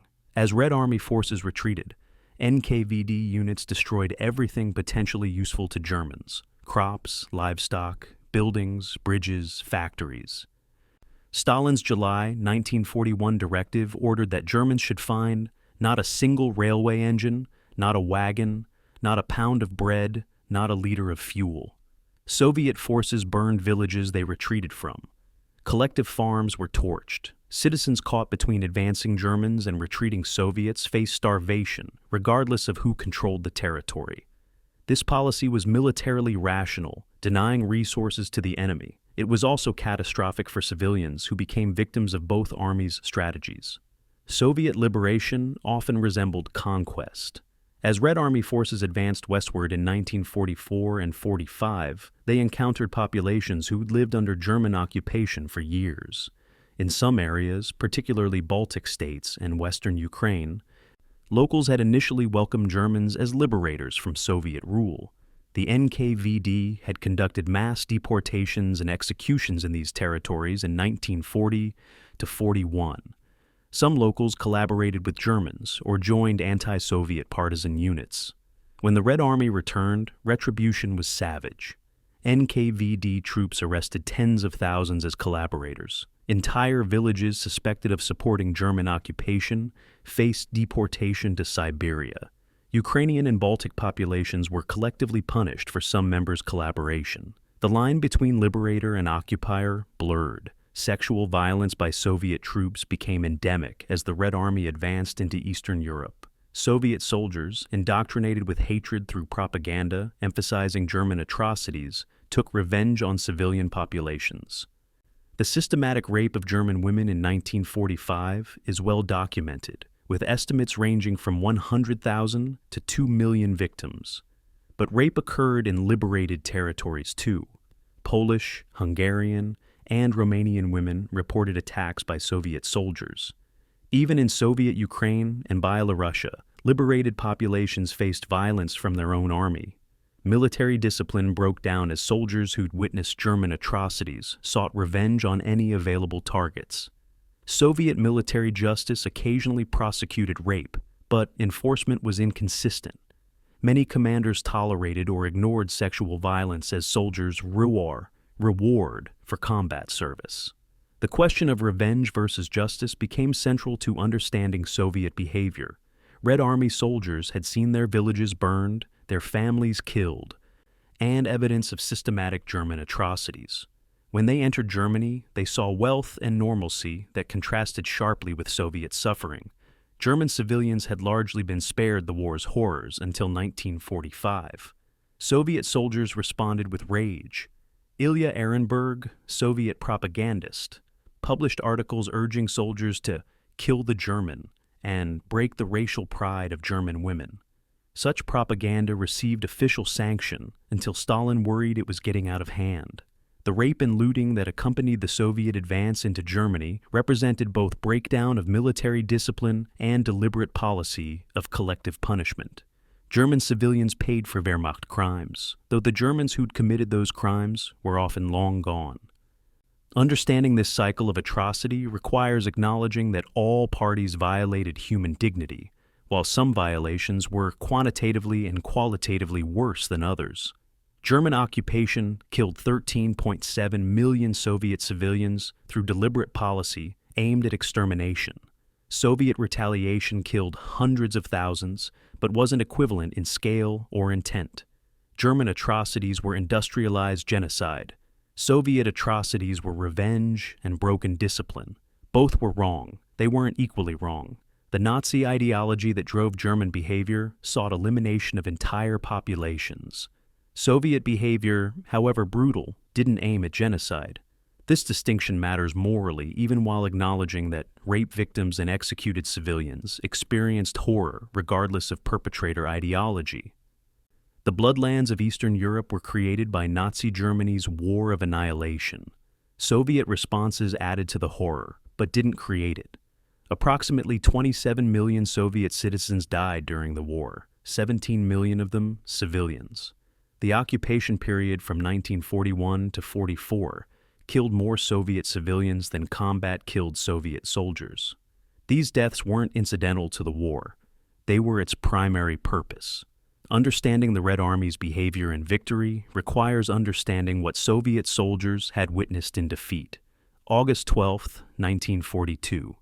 Winston Churchill arrived in Moscow knowing the meeting would be difficult. Stalin had been demanding a second front in France since 1941. Churchill had to explain why Britain and America weren't invading France in 1942. Instead, Western allies would invade North Africa, thousands of miles from the Eastern Front where Soviet forces were dying by the millions. Churchill understood Stalin's perspective. The Soviet Union was fighting 90% of Wehrmacht forces. British and American ground forces faced minimal German strength. Yet Churchill also understood that invading France prematurely would result in disaster, another Dunkirk. He needed Stalin to accept delay without breaking the alliance. The meeting was tense from the start. Stalin accused Britain of cowardice. Churchill defended British courage while avoiding commitment to early invasion. At one point, Stalin mockingly suggested the British were afraid of Germans. Churchill reminded Stalin that Britain had fought Germany alone for a year after the Nazi-Soviet pact had collapsed. Both men recognized they needed each other despite mutual contempt. The alliance between the Soviet Union, Britain, and the United States was never a partnership of equals or shared values.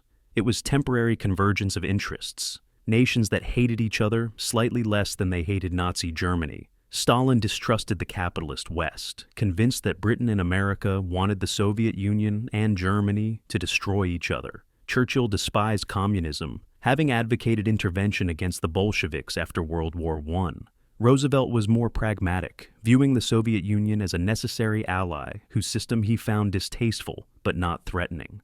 These three men, leading ideologically incompatible systems, had to cooperate to defeat Hitler. The cooperation was never easy and began fracturing before the war ended. The Second Front debate poisoned relations from early on. Soviet forces bore the overwhelming burden of fighting Germany. In 1942, the Wehrmacht had over 300 divisions on the Eastern Front, fewer than 10 facing Britain in North Africa. Soviet casualties measured in millions, while Western casualties measured in thousands. Stalin repeatedly demanded that Britain and America open a second front in France, forcing Germany to divide its forces. Churchill promised a 1943 invasion. Roosevelt suggested 1942 might be possible. Both knew neither timeline was realistic. Western military capacity couldn't support a cross-channel invasion before 1944. The deception was necessary to keep Stalin fighting, but it created bitterness. Stalin concluded that Western delays were deliberate, allowing Germany and the Soviet Union to weaken each other before the West intervened to claim victory. The November 1943 Tehran Conference brought the Big Three together for the first time. Stalin arrived in the stronger position. Soviet forces had won at Stalingrad and Kursk. The Red Army was advancing. Stalin used this leverage to press territorial demands. He wanted recognition of Soviet control over the Baltic states, eastern Poland, and Bessarabia, all territories seized during the Nazi-Soviet pact. He wanted assurance of Soviet influence in post-war Eastern Europe. Churchill resisted, defending Polish sovereignty and British interests in the Balkans. Roosevelt tried to mediate, seeking agreement on post-war international organization while avoiding commitments on borders. Stalin played Churchill and Roosevelt against each other, exploiting Anglo-American differences. He got commitment for a 1944 invasion of France while maintaining ambiguity about Eastern European borders. The Polish question became the alliance's most contentious issue. Poland had two governments in exile, the London Poles, recognized by Britain and based in London, and the Lublin Poles, Soviet-backed communists. In August 1944, as Soviet forces approached Warsaw, the Polish Home Army loyal to the London government launched an uprising, expecting Soviet support. The Red Army stopped at the Vistula River, within sight of Warsaw, and waited while Germans crushed the uprising. 63 days of brutal fighting killed 200,000 Polish civilians and resistance fighters. Soviet forces didn't help. Stalin claimed logistical exhaustion prevented assistance. Western observers suspected deliberate abandonment, allowing Germans to eliminate Polish nationalists who would oppose Soviet post-war control. Churchill begged Stalin to aid the Poles. Stalin refused. When the uprising was crushed, Soviet forces resumed their advance, occupying a destroyed Warsaw. The incident revealed Stalin's post-war intentions and Western powerlessness to influence events in Soviet-occupied territory. Intelligence operations revealed each ally's suspicions. Soviet intelligence networks in Britain and America, particularly the Cambridge 5 spy ring, provided Stalin with comprehensive intelligence on Western planning. Klaus Fuchs, a German physicist working on the Manhattan Project, gave Soviet agents atomic bomb secrets. Soviet penetration was so extensive that Stalin often knew Western Allied plans before some Western commanders. Meanwhile, Western intelligence tried to assess Soviet intentions, capabilities, and post-war ambitions. British intelligence decoded some Soviet communications. American observers in Moscow reported Soviet secrecy and hostility to cooperation. Each side spied on the others while maintaining public alliance. This espionage created an atmosphere where trust was impossible, even when cooperation was necessary. The October 1944 Percentages Agreement demonstrated alliance cynicism. Churchill and Stalin met in Moscow and divided the Balkans into spheres of influence, writing percentages on a scrap of paper. Romania, 90% Soviet, 10% British. Greece, 90% British, 10% Soviet. Yugoslavia and Hungary, 50-50. Bulgaria, 75% Soviet, 25% British. This division of nations into influence spheres violated the Atlantic Charter's principles about self-determination, a document Churchill and Roosevelt had signed 3 years earlier. But Churchill recognized that Soviet occupation of Eastern Europe was inevitable. He wanted to preserve British influence in Greece and limit Soviet expansion. Stalin accepted the agreement, gaining British recognition of Soviet dominance in Eastern Europe in exchange for non-interference in Greece. The agreement was cynical realpolitik, treating sovereign nations as bargaining chips. The February 1945 Yalta Conference occurred as Soviet victory became certain. Soviet forces stood 40 miles from Berlin. Western forces hadn't yet crossed the Rhine. Stalin negotiated from strength. He demanded and received recognition of Soviet territorial gains, including Eastern Poland. He accepted vague language about democratic elections in Eastern Europe while ensuring Soviet forces would control those territories, making Soviet-style governments inevitable. Roosevelt, in declining health, focused on securing Soviet participation in the United Nations and Soviet entry into the war against Japan. Churchill fought for Polish independence but lacked leverage. Soviet occupation was reality. Western protests were irrelevant. The Yalta Agreements, later criticized as selling out Eastern Europe, actually recognized facts on the ground. Soviet armies controlled Eastern Europe. No Western force would fight to change that. Lend-Lease termination in May 1945 demonstrated how quickly alliance devolved into rivalry. American aid stopped abruptly after German surrender. Ships at sea were recalled. Soviet officials were shocked. They'd assumed aid would continue through reconstruction. American officials saw no reason to aid a potential adversary, now that common enemy was defeated. The cutoff saved American taxpayers' money, but destroyed any remaining Soviet goodwill.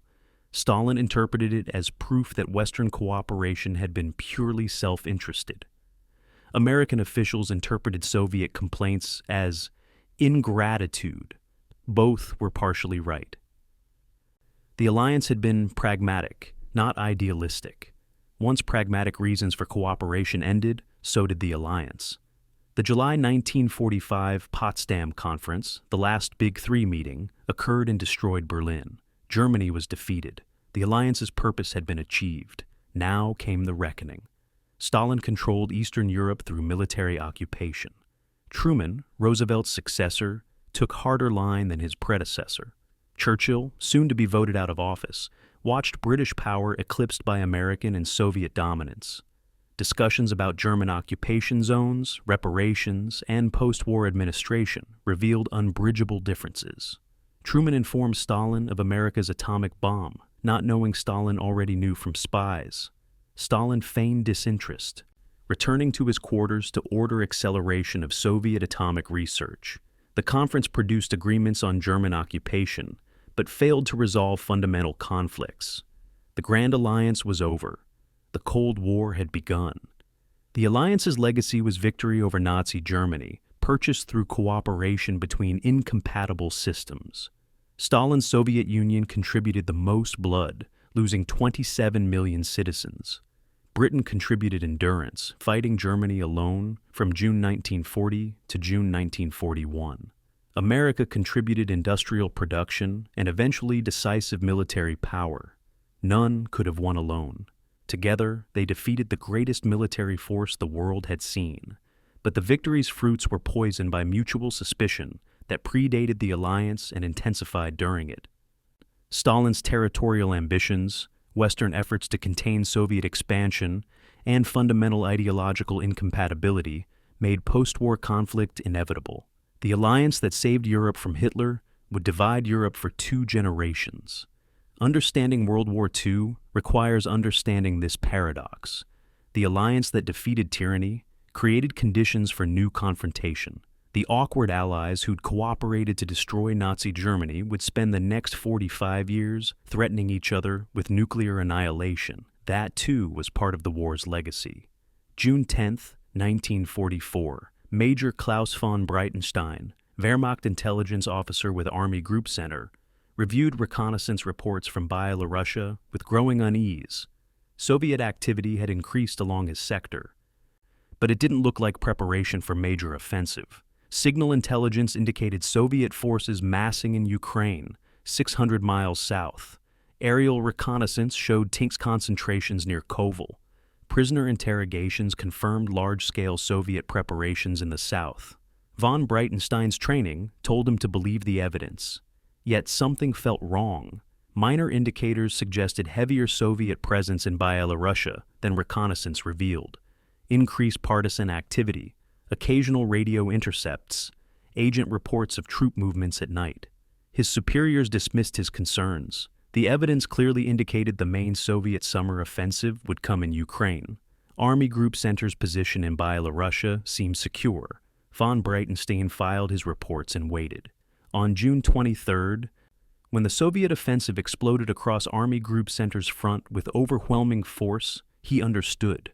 The Soviets had deceived German intelligence so completely that Wehrmacht reserves were positioned 600 miles from where they were needed. Operation Bagration, named for a Russian general who'd fought Napoleon, was the Red Army's masterpiece of operational art.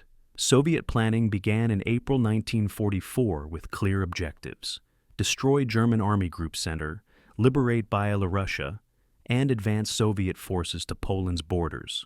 Marshal Georgy Zhukov and General Alexander Vasilevsky coordinated planning, applying every lesson learned since 1941. The operation's genius lay not in overwhelming force, though force was abundant, but in deception that achieved surprise. Soviet Maskirovka operations convinced Germans the main attack would occur in Ukraine. False radio traffic suggested phantom armies concentrating in the south. Dummy tanks, artillery made from logs, and fake supply dumps created illusion of massive buildup far from the actual attack axis. Meanwhile, real Soviet forces assembled in Byelorussia moved only at night, camouflaged during daylight, maintaining radio silence. The deception succeeded beyond Soviet expectations. German intelligence estimated Soviet strength in Byelorussia at 40% of actual levels. Wehrmacht dispositions reflected this miscalculation. Army Group Center, defending 400 miles of front, deployed 800,000 men with 900 tanks. Soviet forces attacking them numbered 2.3 million men with 4,000 tanks and 24,000 artillery pieces. The numerical advantage was substantial, but achieving it required concealing 1.5 million soldiers from German observation. Soviet forces positioned across multiple fronts coordinated under centralized Stavka control, something the 1941 Red Army couldn't have managed. Front commanders received objectives and methods to achieve them, then executed with flexibility that demonstrated how far Soviet military culture had evolved from rigid 1941 doctrine. June 23, 1944, 4 in the morning. 40,000 Soviet partisans launched coordinated attacks on German railways across Byelorussia. Rail lines were blown simultaneously at thousands of points. German logistics, dependent on railways for supply, communications, and reinforcement, collapsed within hours. German commanders found themselves isolated, unable to coordinate defense or request support. At 5 in the morning, Soviet artillery opened fire. The preparatory bombardment exceeded anything seen on the Eastern Front. 2 hours of sustained fire from thousands of guns pulverizing German forward positions. Soviet aviation joined, ground attack aircraft destroying German strongpoints. German defenders who survived the bombardment emerged to find Soviet infantry and armor already advancing through the destruction.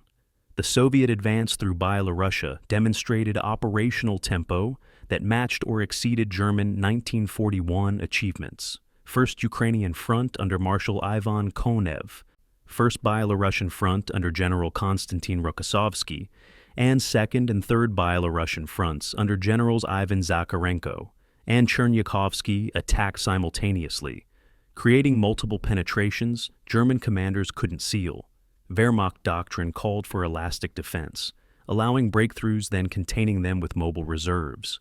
But Soviet deception had positioned German reserves in the wrong locations. When Army Group Center requested reinforcements, OKH responded that reserves were committed elsewhere. Local commanders attempted to establish defensive lines. Soviet armored exploitation forces bypassed German strongpoints, penetrating 50 to 60 miles in the first 48 hours. German infantry divisions, lacking motorized transport, couldn't retreat fast enough. Encirclement pockets formed faster than in 1941, but this time Soviets were encircling Germans. July 3, 1944, Minsk, Byelorussia's capital occupied by Germans since June 1941, fell to Soviet forces. The capture trapped 100,000 German soldiers east of the city.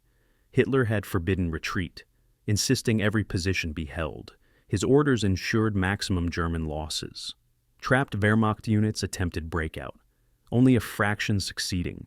Soviet forces methodically destroyed the pockets, using artillery and air power to crush resistance. German soldiers who'd spent 3 years creating encirclements now experienced them firsthand. The psychological impact was devastating.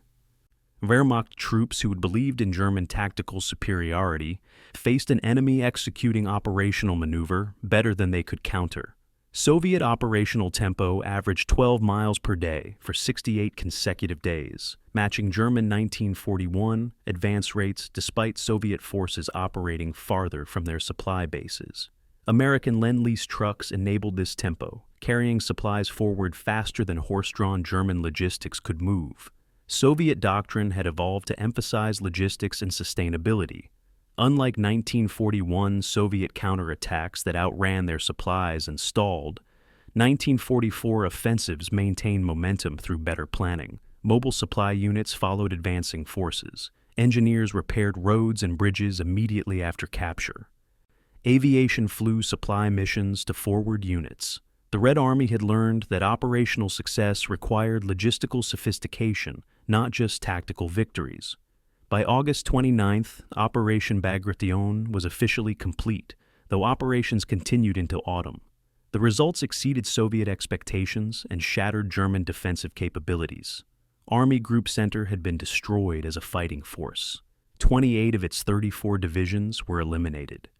German casualties totaled 400,000, including 200,000 captured. Soviet forces advanced 300 miles, liberating all of Belorussia and reaching Poland's pre-war borders.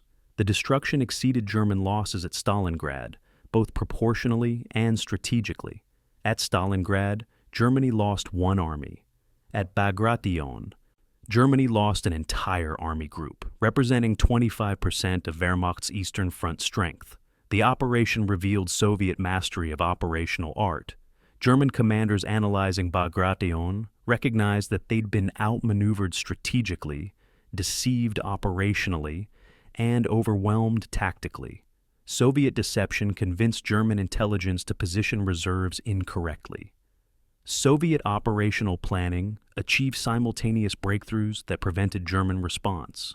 Soviet tactical execution combined artillery, armor, infantry, and aviation more effectively than Wehrmacht forces could counter. This wasn't victory through numbers alone, though numbers mattered. It was victory through sophisticated military art applied with overwhelming force. The Wehrmacht in 1944 still fielded excellent soldiers, effective weapons, and competent tactical commanders. But institutional advantage had shifted. Soviet operational planning surpassed German capabilities. The strategic consequences extended beyond Byelarussia. German forces in Ukraine withdrew to avoid encirclement, abandoning positions they'd held for 2 years. Romania and Bulgaria switched sides, joining the Allies after Soviet forces entered their territory. Finland signed armistice, exiting the war. German forces in the Baltic states were cut off, isolated from central Germany. The entire Eastern Front situation collapsed. Hitler's strategy of holding every meter of ground ensured maximum losses when positions became untenable. German generals who'd opposed Hitler's interference now lacked forces to execute any strategy. The Wehrmacht's defensive capabilities, formidable when properly employed, were wasted through Hitler's micromanagement and Soviet operational superiority. Operation Bagration demonstrated the Red Army's transformation from catastrophic defeat to operational excellence. The army that couldn't stop German advances in 1941 now executed operations matching the Wehrmacht's greatest achievements. Soviet commanders who'd learned through disasters now taught Germans what modern mechanized warfare meant. Soviet staff officers who'd studied German methods now applied them better than their teachers. Soviet logistics, supplemented by Lend-Lease, enabled operational tempo. German horse-drawn supply couldn't match. Soviet deception achieved strategic surprise against the army that had perfected surprise 3 years earlier. The student had surpassed the teacher. The question was no longer whether the Red Army would reach Berlin, but how soon, and what would remain of Germany when they arrived. Bagration answered those questions by destroying any German hope of stabilizing the Eastern Front. The road to Berlin was open. The Red Army would travel it at a pace that left Germans unable to respond. That was the legacy of Operation Bagration, proof that the Red Army had become the world's most formidable land force. August 1st, 1944. General Tadeusz Komorowski, commander of the Polish Home Army, stood in Warsaw watching Soviet artillery flashes across the Vistula River. Soviet forces had reached the eastern bank, 300 yards from the city. German forces were retreating in chaos. Radio Moscow had broadcast appeals for Warsaw to rise against the occupiers. Komorowski made the decision. At 5 o'clock that afternoon, 40,000 Polish resistance fighters emerged from hiding and attacked German positions across Warsaw. They expected the battle would last days, maybe a week, before Soviet forces crossed the river to help. Instead, Soviet forces stopped. Marshal Konstantin Rokossovsky, commanding 1st Byelorussian Front, halted at the Vistula and didn't move. For 63 days, Polish fighters battled Germans while Soviet troops watched from across the river. Stalin refused Western requests to aid the Poles or allow Allied aircraft to use Soviet airfields for supply drops. By October 2nd, when the uprising collapsed, 200,000 Poles were dead. The Germans had systematically destroyed what remained of Warsaw. When Soviet forces finally crossed the Vistula in January 1945, they occupied ruins of a city that had called for their help and been abandoned. The Warsaw Uprising became the most controversial episode of Soviet conduct during the war's final year. Stalin's stated reason for not helping was military. Soviet forces had advanced so rapidly they'd outrun their supplies and needed time to consolidate. Rokossovsky's front had driven 300 miles in 6 weeks. Logistics were strained. German counterattacks at the Vistula bridgeheads had inflicted casualties. These explanations were militarily plausible. Western observers, however, suspected political calculation. The Polish Home Army answered to the London-based Polish government in exile, rivals to Stalin's communist Lublin Poles. Allowing Germans to destroy the Home Army eliminated Polish resistance to Soviet post-war control. Whether Stalin's motives were military or political, the result was clear. Polish forces loyal to the West were annihilated while Soviet forces stood by. When Soviet occupation came, Polish resistance had been eliminated by Germans while Soviets preserved their strength. The broader Soviet advance through Eastern Europe in the second half of 1944 moved with strategic intent that transcended purely military objectives. Soviet forces didn't simply push Germans westward. They positioned themselves to control post-war Eastern Europe. Romania was occupied in August after King Michael's coup switched Romania to the Allied side. Soviet forces immediately installed communist-friendly government, ignoring Romanian wishes for genuine independence. Bulgaria, which hadn't been at war with the Soviet Union, was invaded in September. Soviet forces occupied Sofia and established communist government despite Bulgaria's attempt to surrender to Western allies. Yugoslavia was entered in October, Soviet forces coordinating with Josip Tito's communist partisans, while marginalizing royalist resistance movements. Hungary was invaded in October, beginning a brutal 5-month campaign that devastated Budapest. These operations followed consistent pattern: Soviet military occupation, followed by installation of communist or communist-friendly governments. January 12, 1945. The Vistula-Oder offensive began with artillery bombardment that exceeded even Bagration's scale. 2.2 million Soviet soldiers, 6,500 tanks, and 46,000 artillery pieces attacked German positions along the Vistula. Marshal Georgy Zhukov commanded 1st Byelorussian Front driving toward Berlin. Marshal Ivan Konev commanded 1st Ukrainian Front, advancing parallel to Zhukov's south. Stalin had deliberately created competition between the two marshals, promising Berlin to whichever reached it first. The offensive's objectives were unprecedented: advance 300 miles in weeks, cross multiple river barriers, liberate Poland, and position Soviet forces within striking distance of Berlin. German defenses were weakest they'd been since 1941. Wehrmacht divisions defending the Vistula operated at 50% strength. German armor reserves had been consumed at the Bulge in the west. Luftwaffe could contest Soviet air superiority only sporadically. The Red Army faced a Wehrmacht that retained tactical skill but lacked strategic reserves or operational flexibility. The advance became the fastest sustained operation of any army in the entire war. Soviet forces averaged 18 to 19 miles per day, an operational tempo that left German commanders unable to establish defensive lines. Zhukov's front crossed the Vistula on ice, tanks and trucks driving across frozen river.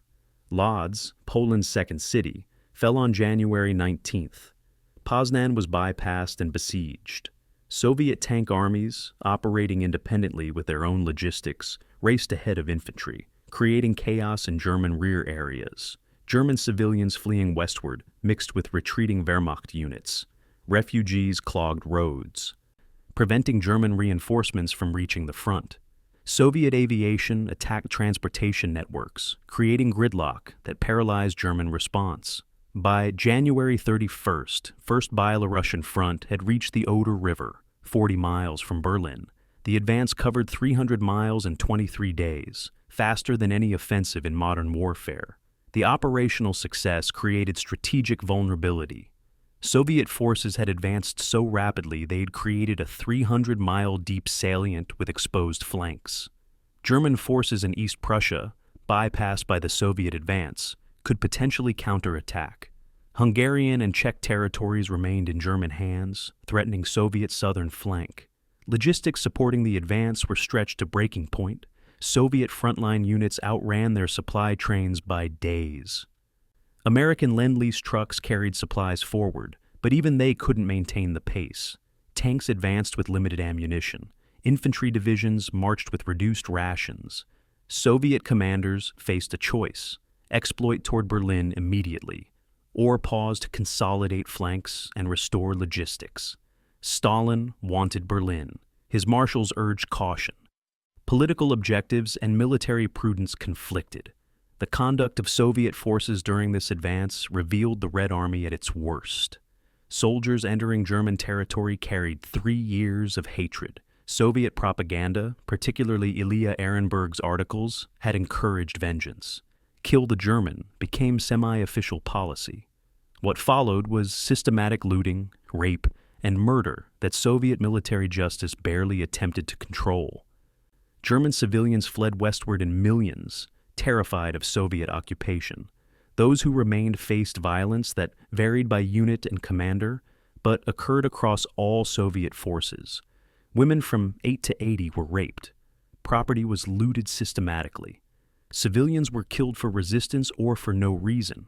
Soviet officers who tried to maintain discipline found themselves overruled by political officers emphasizing that Germans deserved whatever they received. Western Allied observers documented these atrocities, complicating alliance relations and confirming Western fears about Soviet occupation. Yet the violence wasn't uniform across Eastern Europe. Soviet forces in Poland, Czechoslovakia, and Hungary also committed atrocities, though on smaller scale than in Germany.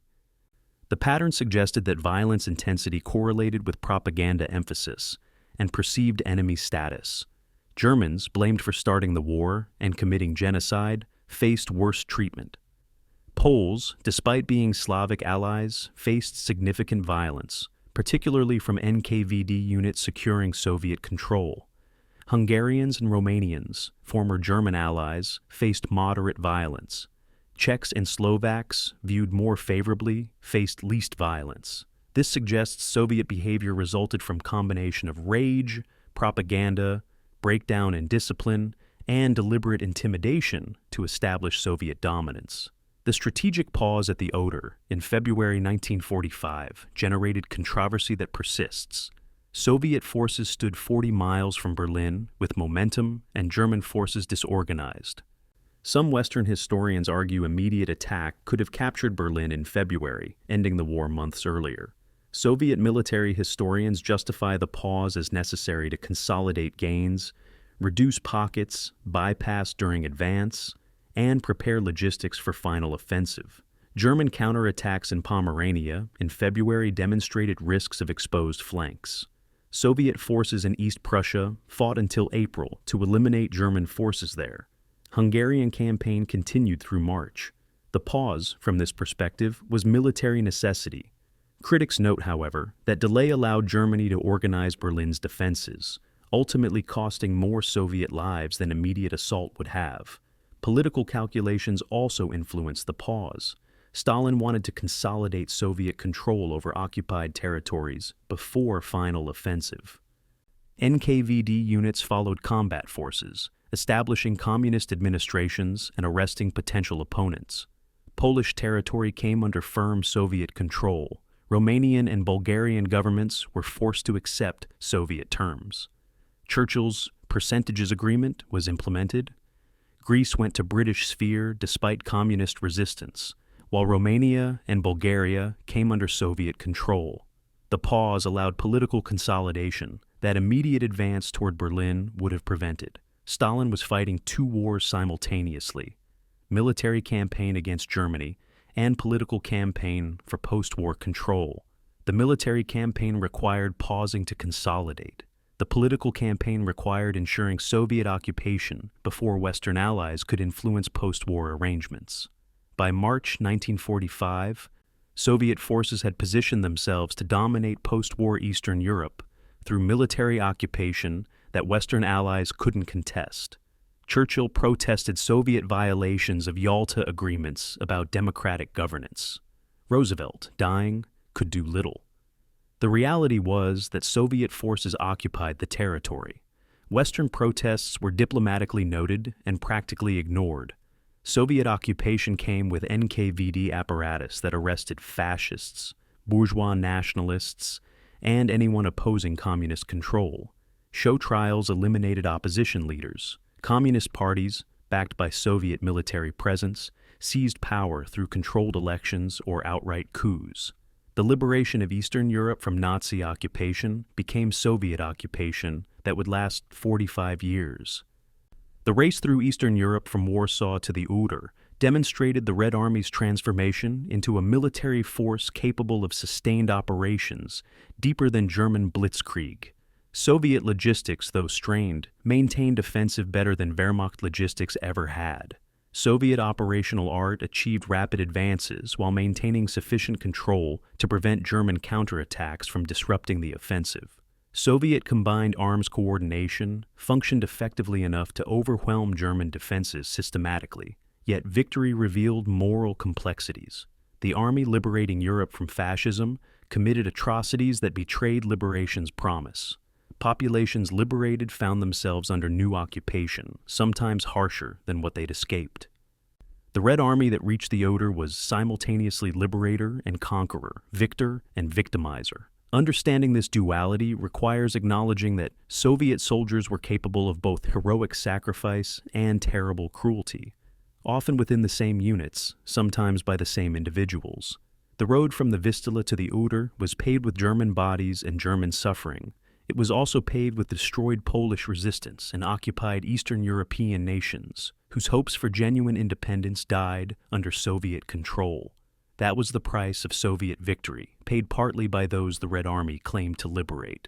March 28, 1945.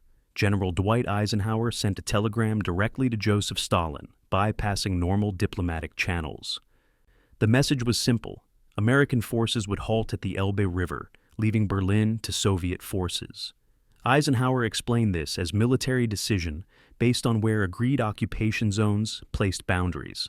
Berlin lay deep in the Soviet zone. American forces would focus on destroying remaining German forces in southern Germany. Winston Churchill received copy of the telegram and exploded in rage. He fired off furious messages to Eisenhower and Roosevelt. Berlin was the political heart of Germany. Its capture would determine post-war European power balance. Letting Soviets take it alone handed them propaganda victory and strategic position. Roosevelt, exhausted and dazed from death, supported Eisenhower's decision. Military considerations should determine military operations. Churchill argued that everything about this war was political. Stalin received Eisenhower's telegram with satisfaction. He'd feared Western forces might race for Berlin. Now the Americans had voluntarily conceded it. Stalin immediately called his marshals to the Kremlin.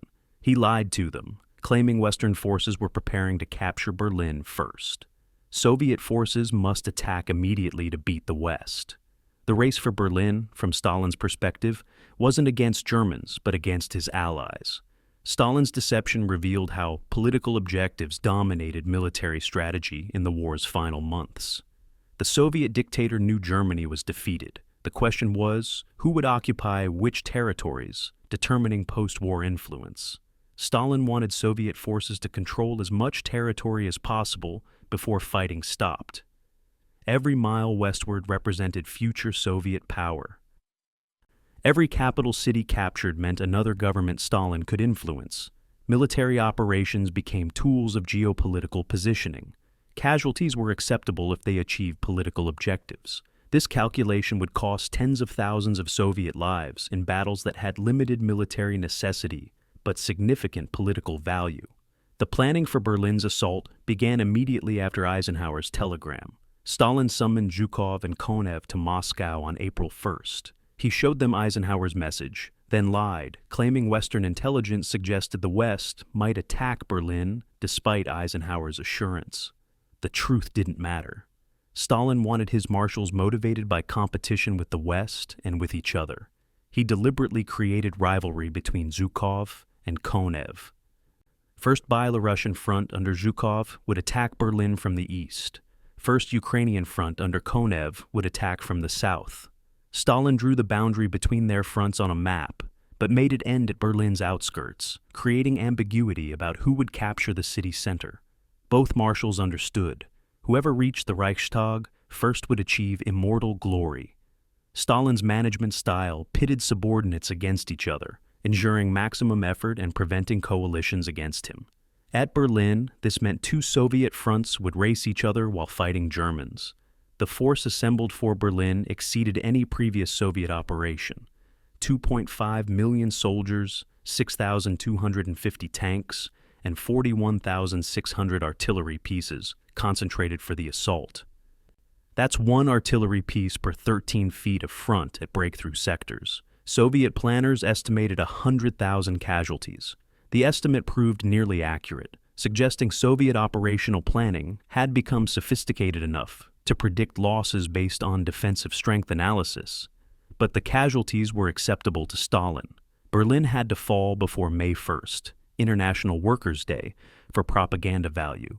Speed mattered more than Soviet lives. The offensive would use overwhelming force applied at maximum tempo, crushing German resistance through sheer weight rather than elegant maneuver.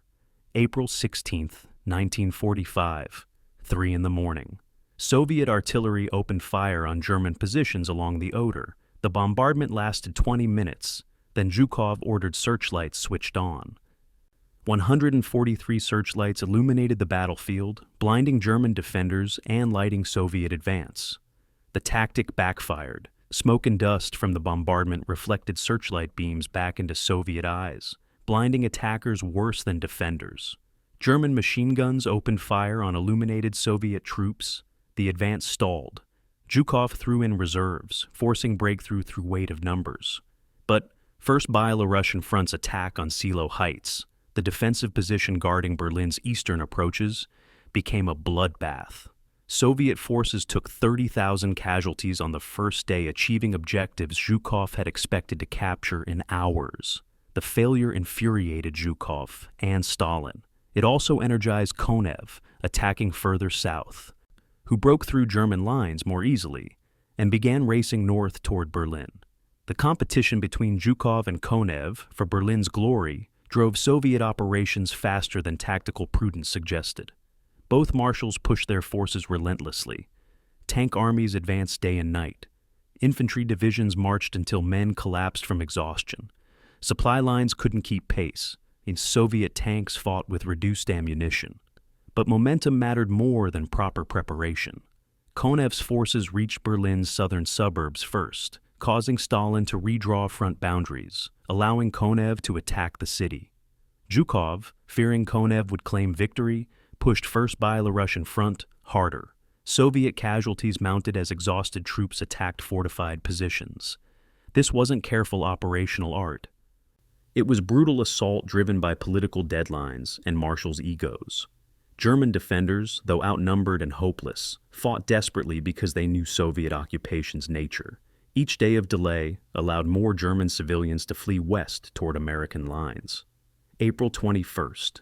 Soviet artillery began firing into Berlin from 12 miles away, reducing city center to rubble before ground forces arrived. The bombardment was militarily unnecessary.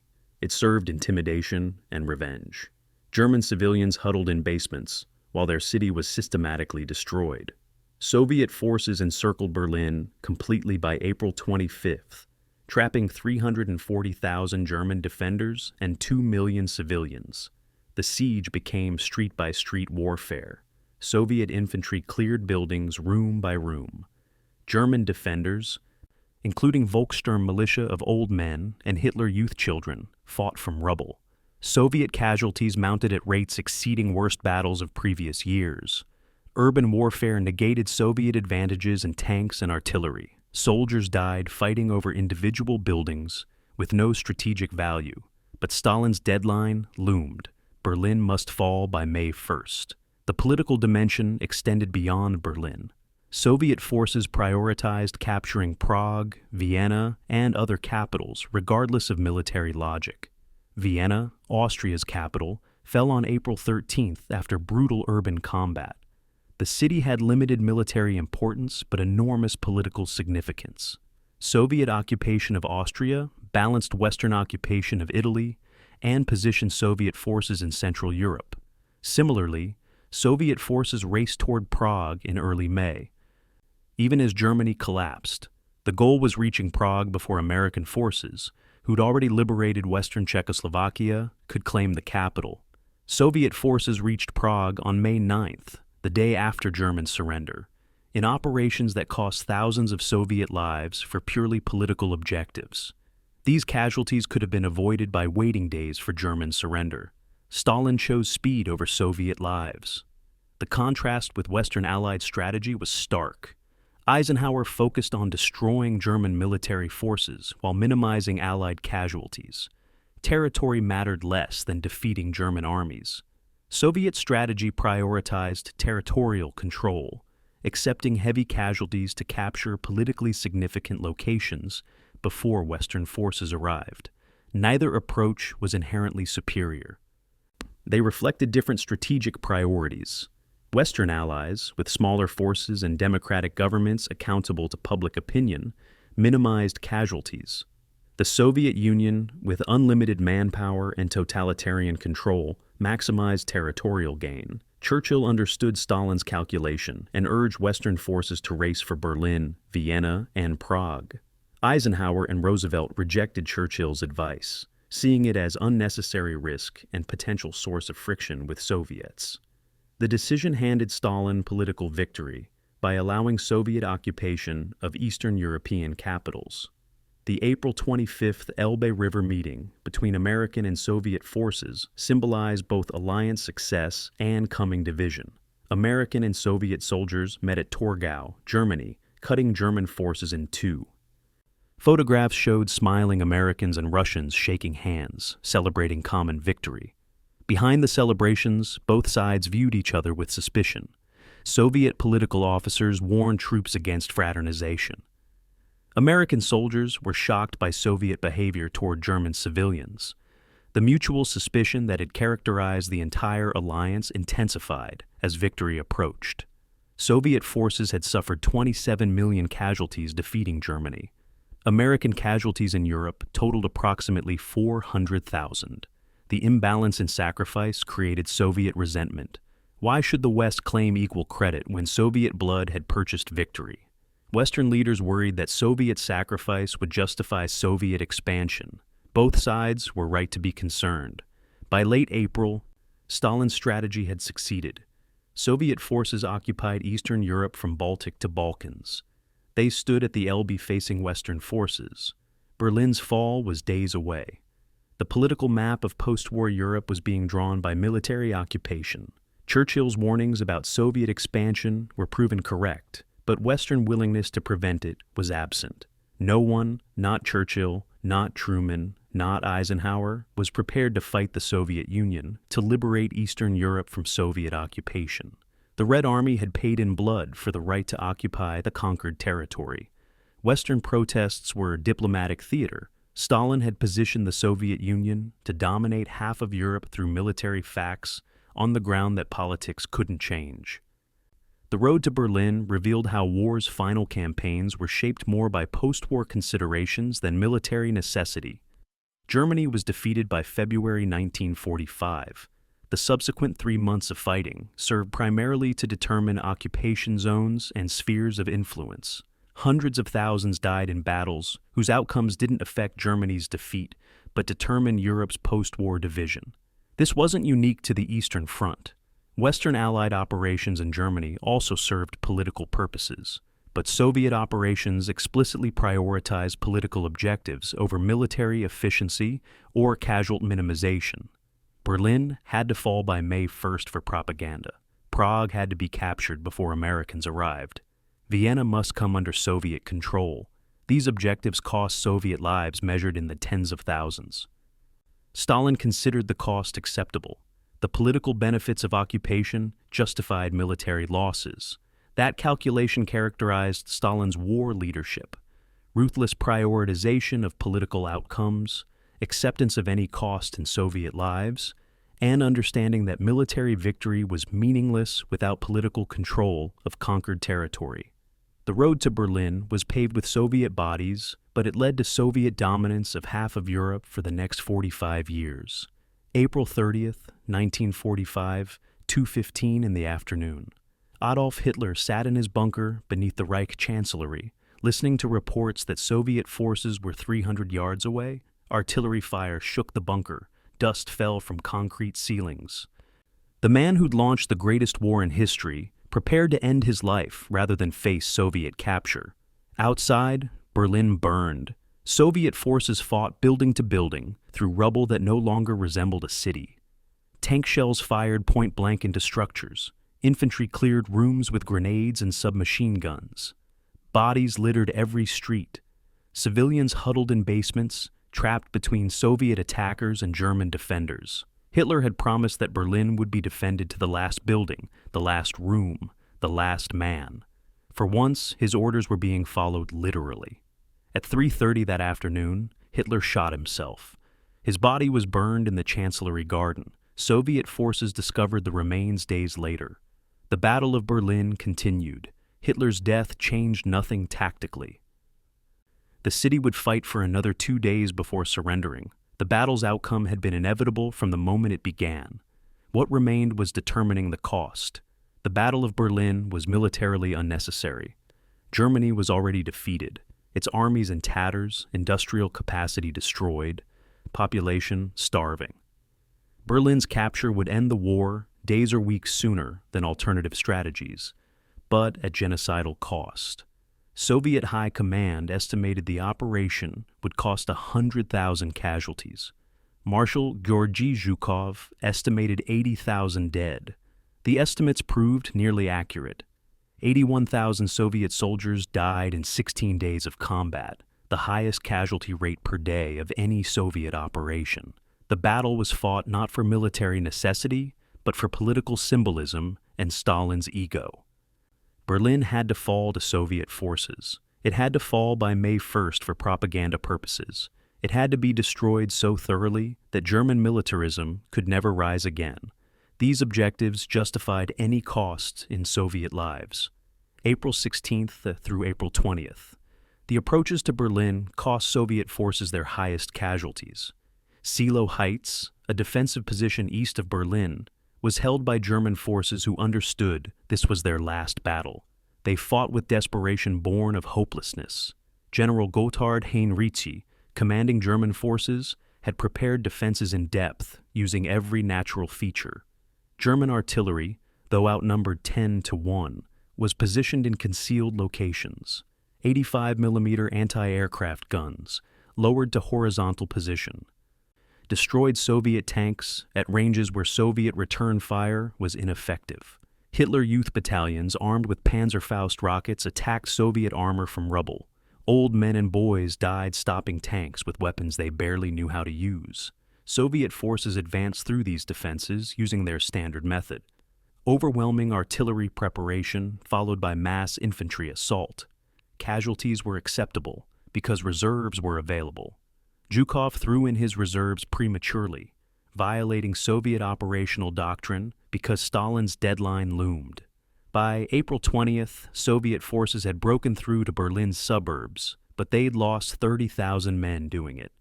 April 21st, Soviet artillery began bombarding Berlin city center from 12 miles away. Katyusha rocket launchers and heavy howitzers fired thousands of shells daily into residential areas, government districts, and anywhere German forces might be located. The bombardment served limited military purpose, but enormous psychological impact. Soviet forces were repaying Berlin for Leningrad, Stalingrad, and every destroyed Soviet city. The destruction was deliberate, excessive, and emotionally satisfying to Soviet soldiers who had seen their homes burned. German civilians in Berlin's basements experienced what Soviet civilians had endured for 3 years. Firestorms swept through neighborhoods. Water mains burst. Gas lines exploded. The city became unlivable before Soviet ground forces arrived. This was revenge warfare, making Berlin pay for crimes committed across the Soviet Union. April 24th to May 2nd. The battle for Berlin proper became brutal urban combat that negated Soviet advantages. In open terrain, Soviet superiority in tanks, artillery, and aircraft was overwhelming. In city fighting, these advantages diminished. Tanks became vulnerable to infantry, with anti-tank weapons attacking from close range. Artillery was less effective against fortified buildings. Aircraft couldn't distinguish friend from enemy in urban chaos. Combat devolved to small unit actions, squads and platoons fighting building by building, sometimes room by room. Soviet forces adapted tactics learned at Stalingrad. Assault groups combined infantry, engineers, and tanks, attacking single buildings methodically. Engineers blasted holes in walls, allowing movement without exposing soldiers to sniper fire. Flamethrowers cleared buildings.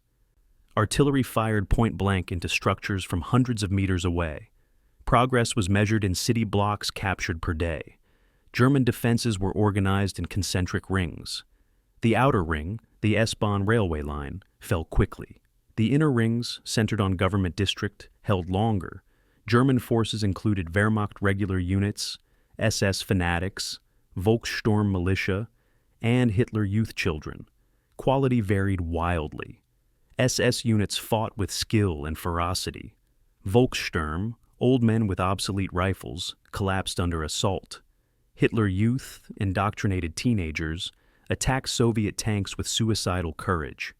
The mixed quality of German defenders created unpredictable resistance. Soviet forces would capture several buildings with minimal casualties, then encounter SS defenders who'd inflict hundreds of casualties before being overwhelmed. Berlin's garrison commander, General Helmuth Weidling, attempted rational defense, but was overruled by Nazi officials who demanded fanatical resistance regardless of military sense. April 29th to April 30th. The fight for the Reichstag, Germany's parliament building, became the battle's symbolic climax. The building had little military significance. It had been a ruin since 1933. But Soviet propaganda had identified the Reichstag as Berlin's heart. Its capture would symbolize Nazi Germany's destruction.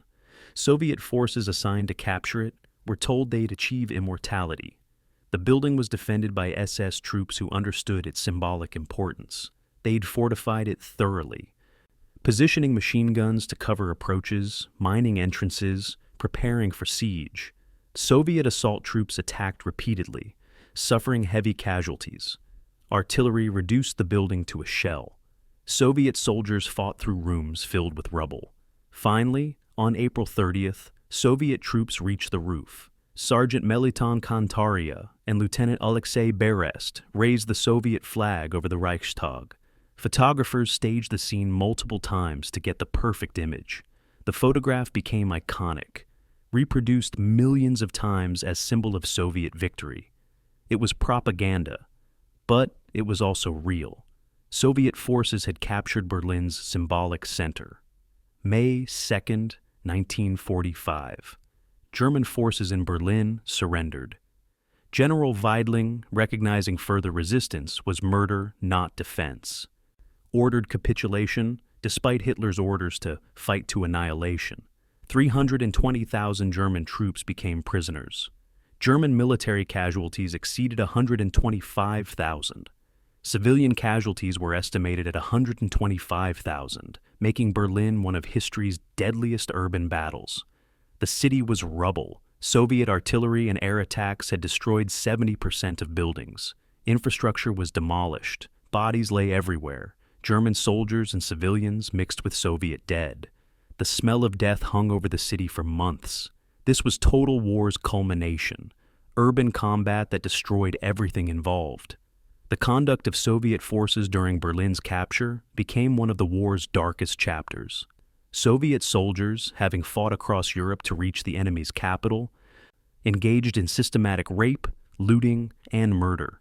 The number of Berlin women raped is disputed, with estimates ranging from tens of thousands to hundreds of thousands.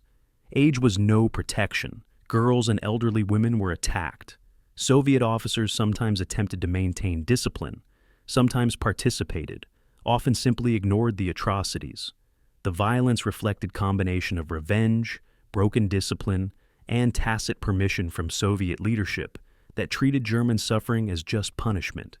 Ilya Ehrenberg's propaganda, though officially moderated by late April, had encouraged viewing Germans as legitimate targets for revenge. Soviet soldiers who'd seen their families killed, their villages burned, and evidence of German genocide felt justified taking revenge on any Germans available. Looting was systematic and organized. Soviet trophy brigades stripped Berlin of anything valuable. Industrial equipment was dismantled and shipped east as reparations. Art was confiscated. Personal property was taken from German homes. Soviet soldiers sent packages home filled with looted goods, watches, clothing, household items. Stalin had authorized systematic looting as informal compensation for Soviet suffering. The policy was implemented enthusiastically. German civilians who'd lived relatively comfortably through the war found themselves dispossessed. This wasn't simply individual soldiers taking souvenirs. It was state-sanctioned theft on industrial scale. Soviet authorities later claimed reparations totaling billions, much of it extracted through dismantling German factories and confiscating property. The battle's casualty figures revealed its cost. 81,000 Soviet soldiers died, 250,000 were wounded. This was higher daily casualty rate than Stalingrad, previously the war's bloodiest battle. German casualties, military and civilian, exceeded 300,000. For what strategic gain? Berlin's capture ended the war days sooner than alternative strategies might have. The political symbolism satisfied Stalin's ego and Soviet desire for revenge.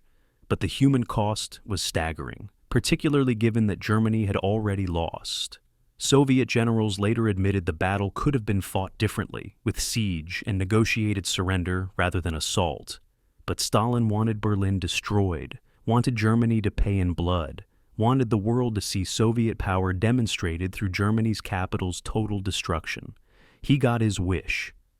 Berlin became a monument to Soviet victory built from rubble and corpses. The Battle of Berlin revealed the Red Army at its zenith and its nadir.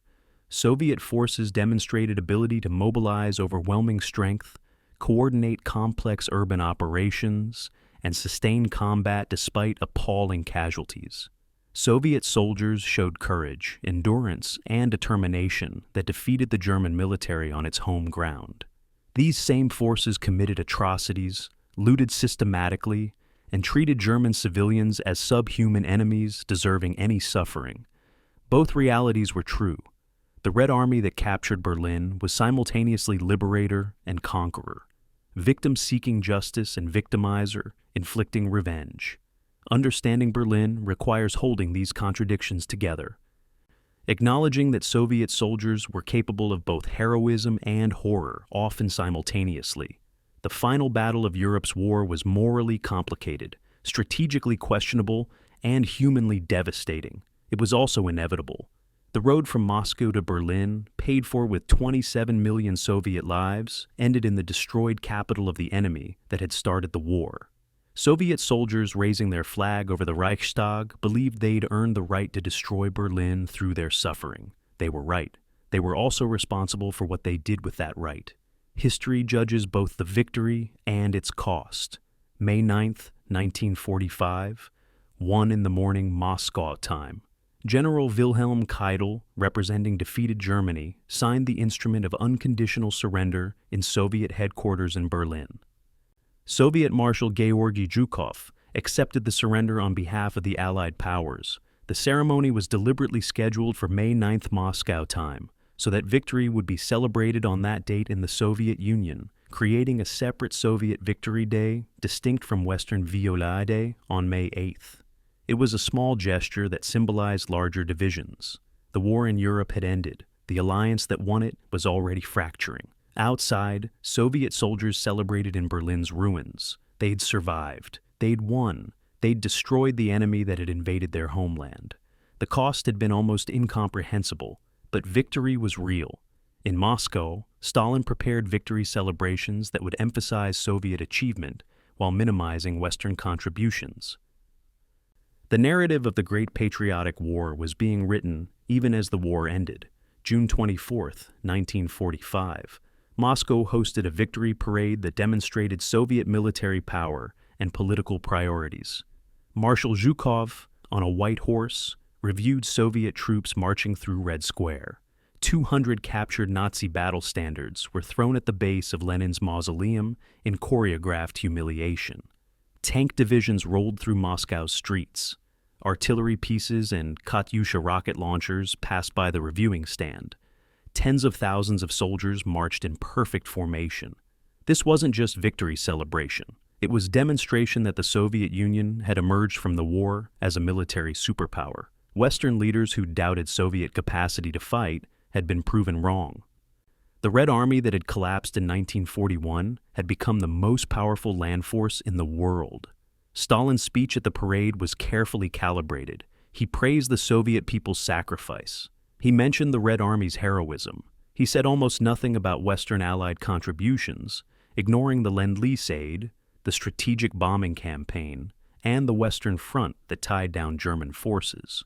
Victory, in Stalin's narrative, was Soviet achievement, won through communist system superiority and Russian people's courage. The human cost of that victory defied comprehension. Soviet casualties totaled 27 million, including 8.7 million Red Army soldiers killed in action and 13.7 million civilians. This represented 16% of the Soviet Union's pre-war population. Some regions lost 30 to 40% of their population. Every Soviet family lost someone. Every community had been touched by devastation. Comparison with other nations illustrated the differential burden. The United States lost 419,000, tragic but manageable. Britain lost 450,000. Germany lost 7 to 8 million. Poland lost 5.6 million. But no nation approached Soviet losses in scale. The Soviet Union's sacrifice was an order of magnitude greater than any other Allied power. This created Soviet conviction that they had earned the right to dominate post-war settlements through their disproportionate suffering. The physical destruction was similarly extreme. 1,710 Soviet cities had been destroyed. 70,000 villages were razed. 32,000 factories were demolished. 65,000 kilometers of railway track were destroyed. 25 million Soviet citizens were homeless. The occupied territories had been systematically looted by Germans, then destroyed during liberation. Ukraine, Byelorussia, and Western Russia resembled moonscapes, empty of structures, crops, or livestock. Reconstruction would require decades. The Soviet economy, which had produced war materiel at unprecedented rates during the war, now faced peacetime with capacity but without purpose. Factories built to produce tanks would need conversion to peacetime production. Workers who'd labored 18-hour days for 4 years expected life to improve. Instead, Stalin maintained wartime rationing and work schedules, funneling resources into reconstruction and military maintenance rather than consumer goods. The treatment of returning soldiers revealed the Soviet victory's darkest aspect. Soldiers who'd spent the war in German POW camps returned expecting gratitude. Instead, they faced suspicion and imprisonment. Stalin considered any Soviet soldier who'd been captured a potential traitor. How could a true Soviet patriot surrender? Approximately 1.5 to 1.8 million Soviet POWs, having survived German camps where 57% of their comrades died, were sent directly to the Gulag. They'd survived Nazi brutality only to face Soviet injustice. Similarly, Soviet civilians who'd lived under German occupation faced interrogation and often arrest. The assumption was that survival under occupation implied collaboration. Anyone who'd worked for Germans, voluntarily or under coercion, faced imprisonment. Soviet soldiers who'd served in Western Europe and seen prosperity there were viewed as contaminated by capitalism. Units that had liberated Poland, Germany, or Austria were deployed to Siberia or Central Asia, isolated from urban populations they might infect with dangerous ideas about Western living standards. Stalin's final purge, from 1946 to 1953, targeted anyone who might challenge his absolute control. The war had created potential power centers, successful generals, returned POWs who'd seen the West, Soviet Jews who'd survived the Holocaust and might feel solidarity with Israel. Stalin moved against all of them. Zhukov, the Soviet Union's most popular general, was assigned to command distant military districts. Removed from power centers, Marshal Konstantin Rokossovsky, a Pole, was sent to command Polish armed forces, exiled from Moscow. The Doctor's Plot of 1952 to 1953, accusing Jewish physicians of plotting against Stalin, began preparations for potential deportation of Soviet Jews to Siberia. Only Stalin's death in March 1953 prevented what might have become another genocidal campaign. The victory's geopolitical legacy was division of Europe that would last 45 years. Soviet occupation of Eastern Europe meant installation of communist governments that answered to Moscow. Poland, Czechoslovakia, Hungary, Romania, Bulgaria, and East Germany became Soviet satellites. Yugoslavia and Albania were communist but outside direct Soviet control. Western Europe, protected by American military presence, remained democratic and capitalist. Germany was divided into occupation zones that became two separate states. Berlin became divided city, symbol of Cold War division. The Iron Curtain, Churchill's phrase, descended across Europe from Baltic to Adriatic. The alliance that defeated Nazi Germany immediately became antagonists in confrontation that would define international relations until 1991. The question of responsibility for Cold War remains contested. Western historians often blame Soviet expansionism, pointing to broken Yalta promises about democratic elections in Eastern Europe. Soviet and Russian historians blame Western attempts to isolate and contain the Soviet Union, pointing to decades of Western hostility to communism. Both narratives contain truth. Stalin did impose communist governments on Eastern Europe, violating promises about self-determination. Western powers did view Soviet Union as ideological enemy deserving containment. The alliance had always been marriage of convenience, not genuine partnership. Once Nazi Germany was defeated, the common enemy that held the alliance together was gone. Ideological incompatibility, mutual suspicion, and competing visions for post-war order made conflict inevitable. Soviet victory narrative became central to Soviet and later Russian identity. The Great Patriotic War was presented as defining moment in Soviet history, proof of communist system superiority, justification for Soviet post-war dominance. Victory Day remained the Soviet Union's most important holiday, celebrated annually with massive parades and ceremonies. Veterans were honored, though the full story of their suffering was censored. Losses were acknowledged, but failures were minimized. Stalin's disastrous pre-war purges were not discussed. The 1941 catastrophe was blamed on surprise and German treachery. Soviet military incompetence, blocking detachments, shooting retreating soldiers, and atrocities committed during liberation were omitted from official histories. The narrative emphasized heroism, sacrifice, and ultimate triumph. This wasn't entirely false. Soviet soldiers had fought with remarkable courage. The Soviet people had endured unimaginable suffering. Victory had been earned through genuine sacrifice. But the full story was more complicated than official narratives acknowledged. Western contributions were systematically minimized in Soviet historiography. Lend-Lease aid was dismissed as insignificant, accounting for only 4% of Soviet war production. This figure was technically accurate, but deliberately misleading, measuring total aid against total production rather than aid's impact in critical categories. Soviet histories rarely mentioned American trucks, radios, food, or aviation fuel that enabled Soviet operations. Strategic bombing of Germany, which destroyed German industrial capacity and diverted German aircraft from the Eastern Front, was ignored.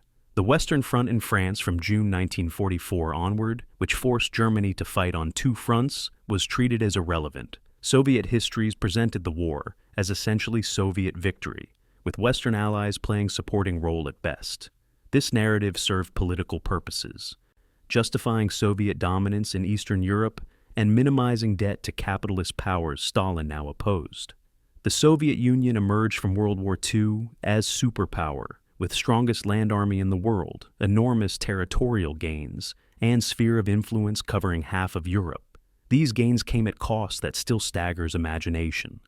27 million dead, cities destroyed, entire generation traumatized, economy exhausted, population depleted. Was the cost worth the victory? The question has no simple answer. The alternative to fighting would have been Nazi domination, genocide of Slavic populations, and elimination of Soviet state. Soviet citizens didn't choose the war. They were invaded by enemy committed to their extermination. Fighting was survival. Victory was necessary regardless of cost.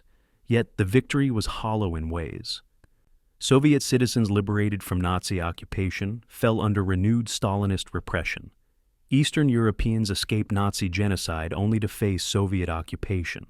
Soviet soldiers survived the war only to find that their suffering hadn't earned them freedom or prosperity. Stalin maintained totalitarian control, treating victory as validation of his rule rather than vindication of those who'd fought. The Red Army's war from 1941 to 1945 remains history's most remarkable military transformation. The force that collapsed in summer 1941 became the force that captured Berlin in spring 1945. That transformation was earned through blood, learned through disaster, and achieved through adaptation that demonstrated the Red Army's capacity to evolve. Soviet operational art by 1945 equaled or exceeded German capabilities at their peak. Soviet logistics, though crude, proved more sustainable than German sophistication. Soviet production outmatched German engineering. Soviet determination outlasted German will. These achievements were real. They came with moral costs that can't be ignored. The Red Army that defeated fascism committed atrocities. The victory that saved Europe from genocide enabled Soviet expansion that oppressed half of Europe for 2 generations. Both things are true. Understanding the Red Army in World War II requires holding these contradictions together: heroism and horror, victim and victimizer, liberation and occupation. The story doesn't reduce to simple moral lessons. It remains complicated, troubling, and essential to understanding both World War II and the post-war world that war created. The Red Army's victory at Berlin ended one nightmare and began another. That too is part of the legacy that persists today, in memory, in politics, and in the unresolved questions about what victory meant and whether its costs were justified.